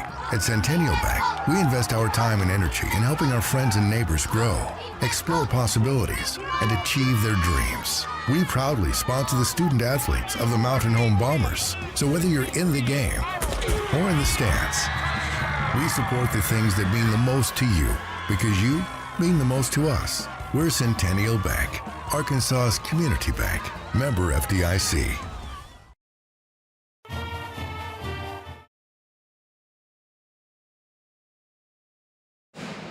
Well, back here in Russellville, Bombers throw a little run at them after Russellville called timeout to set the defense. Yeah, Blaine went down and hit a nice 3 and came down with active hands, popped that ball out. Man, what a sweet play coming down. I think everybody in the gym thought that ball was going to Dewey, which that's who you'd think it would go to. Nice little no-look pass to hit Ryder, and good job by Ryder. It was 3-on-1, so I don't think Blaine had a bad option there. No, he didn't. So Ryder McLean's got 22 points tonight. It's his new high for the season, and an offensive foul. Kai Bickford stepped in and took the charge. Now the Bombers will have the ball. Yeah, right there. It looked like that. Was it Smith or Chaston? It was Chayton. As a freshman. Chayton, yeah. He just put his head down thinking he was going to go. Here we go. Dewey with the ball, driving inside off the window, and the Bombers lead by 4. 2-possession game here by the Bombers. Need another stop right here. Approaching the breaking point for the Cyclones now. 2:15 to go. Bombers up 4. Back to the top of the key, Frazier. Three-pointer on the way. This one is short, rebounded by Dewey. 2 to go now. Ahead to Ryder McLean. He's going to drive to the middle. Dumps it down to Blaine Tate. A whistle and a displacement foul. That's going to send Blaine Tate to the free throw line. He'll be shooting a 1-and-1 right here. Hopefully after making that big shot in a 3, gets his legs underneath him and puts some arch on this ball and see this ball go in. So it's going to send Blaine Tate to the free throw line.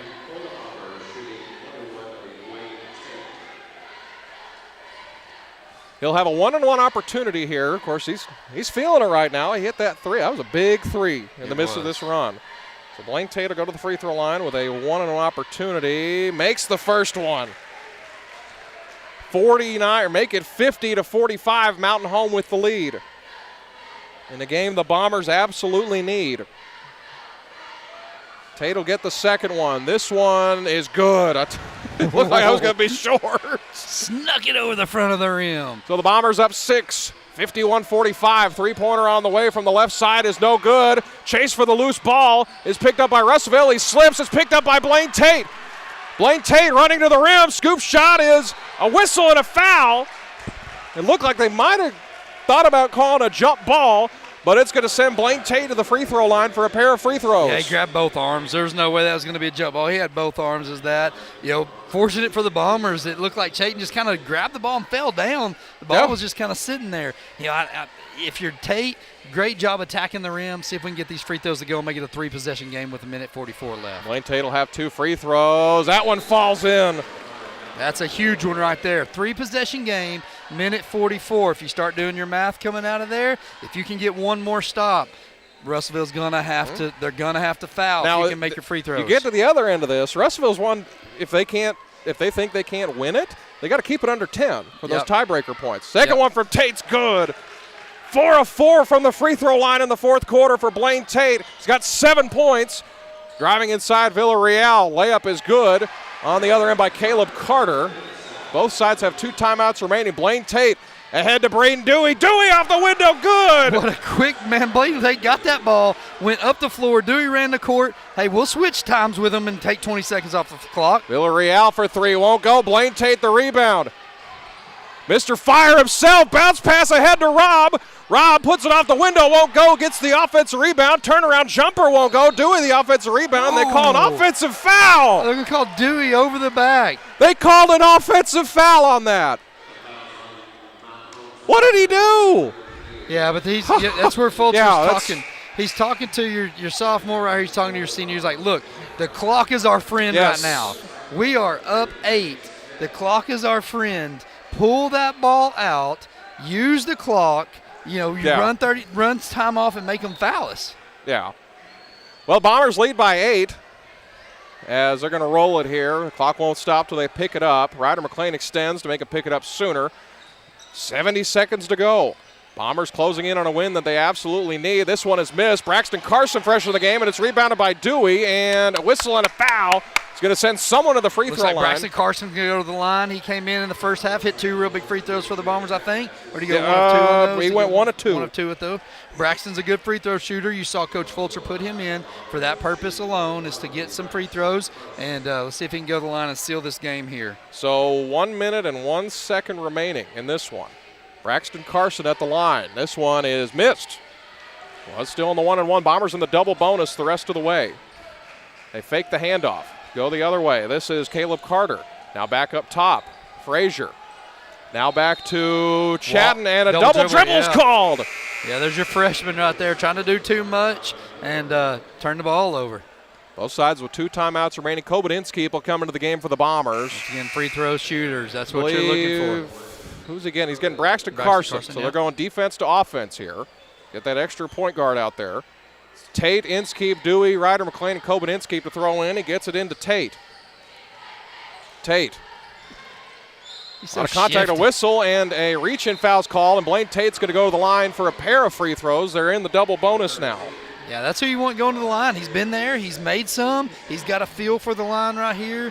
See if he can seal this game away, and, that'd be a great, great shot right here. Get this a 10-point lead. First one from Tate, good.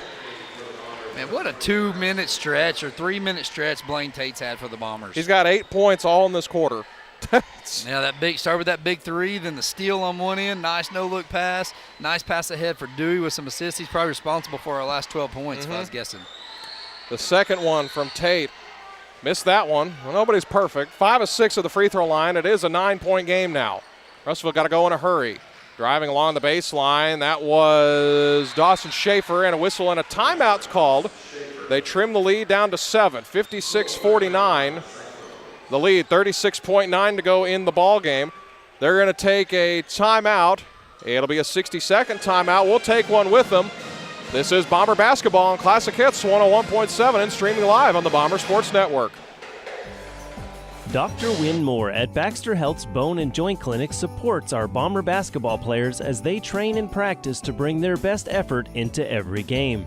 And it's not only the technical skills and strategies of the game they're learning, the life skills these young athletes are developing will enrich their lives far into the future. Dr. Moore applauds the teamwork, motivation, persistence, and pure joy of the game evident each time you take to the court, and wishes you the best for a winning season. There is no one that knows the Twin Lakes area better than a local realtor. Local realtors know all the best neighborhoods. A local realtor can find the best properties that fit into your local search criteria and when it comes to real estate. Baxter Real Estate Company is the name. When you need a real estate company, you need Back here in Russellville, Bombers closing in into a win that would end this 3-game losing streak for the Bombers. You had something for us, Coleman. Yeah, you know, the thing is right now we're up 7. 5's the number. Russellville beat us by 5, correct? Yes. If we beat them by 7, if we end up in a tie with Russellville, as long as we beat them by more than they beat us, that's the first tiebreaker, okay? So if we can push this thing out, win by more than 5, if it's us and Russellville for that 4th spot, we're going to win that because we won by more than that. So that's a big. This is big free throws right here to finish up. So that's going to send Braden Dewey to the free throw line. See, what's old Braden done tonight? He shot 3 free throws. He's 1 of 3 at the line tonight. He's our second leading scorer. Dewey, first one, good. That was pure. I've come to realize Bombers are kind of like Shaquille O'Neal. They'll make free throws when they absolutely need to. Absolutely have to. The lead's back to 8. Braden Dewey's going to have a second free throw here. Some of the crowd's starting to file out here. Cyclone Arena misses the second one, also like Shaq, a career 50% free throw shooter. Still 8-point game, no threes right here. I don't care. Let them have a layup, just no threes. So Cyclones with the ball, looking for something. Three-pointer on the way. This one's way off. It's tipped out of bounds, and it's going to stay with Russellville. 20.3 to go in the ball game. It's gotten awful quiet here in Cyclone Arena. Yeah, a lot of students have filed out. There weren't that many here to begin with. Yeah, that's true. As it's bounced this way over to Schaefer. Schaefer, a little floater. That one won't go. Braden Dewey, the rebound. Ahead to Blaine Tate. Get these to points. Braxton Carson. This will make it a 10-point game. He missed that one. Russellville, the rebound. Down to 5. Down to 4. Down to 3. Down to 2. And a whistle and a foul with 0.8 of a second remaining. The math won't matter in this because we'll still have the tiebreaker if he makes both of these. If he makes both of these, we just don't need a miss and a rebound, but we'll still have the tiebreaker over Russellville. Still want to get all those top points that you can here. Yes. But this is a huge win for the Bombers. This is a must-win. They had to come here. You know, we talked about they probably have to go 4-0 to assure themselves in. To have a good shot, to have a really, really good shot at it. Yep, 3-1 with some help. You know, we're getting the help tonight. All of a sudden, you know, Greenbrier's going to lose. Russellville, who's ahead of us, is going to lose. That Van Buren score? Did we know what happened there? Who did they play tonight? Van Buren was playing Alma. I would have to guess Van Buren's been playing real good. Have they? Yeah. I have to check on that one. I was looking at the girls. Second free throw is good, but it's not going to matter. They just have to inbound it, and this one's going to be over. The Bombers have come to Russellville and won a game they absolutely needed. Final score, Mountain Home wins 57-51 as the Cyclone faithful are filing out of the arena. Final score, Bombers win 57-51. We'll take a short break and bring you the Dewey and Sons Player of the Game and the Postgame Show. This is Bomber Basketball on Classic Hits 101.7 and the Bomber Sports Network.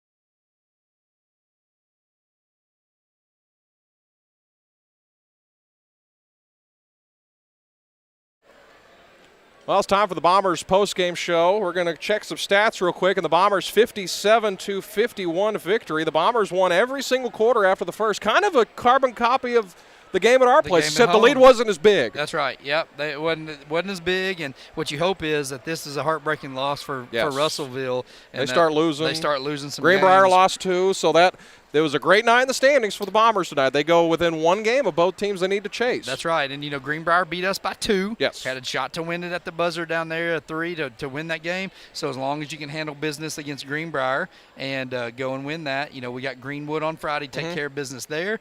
We hope that Greenbrier maybe loses that game. But it would be awesome that we could own the tiebreaker and go into that Greenbrier game and it just beat them by more than 2. So final stats here for Russellville. Right, first name's down. Let's see. Dawson Schaefer finished with 6 points, 10 points for Jaden Berry, 11 points for Caleb Carter. Cameron Frazier had that thunderous dunk to start out, but he only finished with 9 points. Donovan Villarreal went on that little bit of a run the first quarter, finished with 2 points for Luke Stump. On the Bomber side, there's going to be some good numbers over here. Kai Bickford hit a 3 in the fourth quarter that kind of started the run late.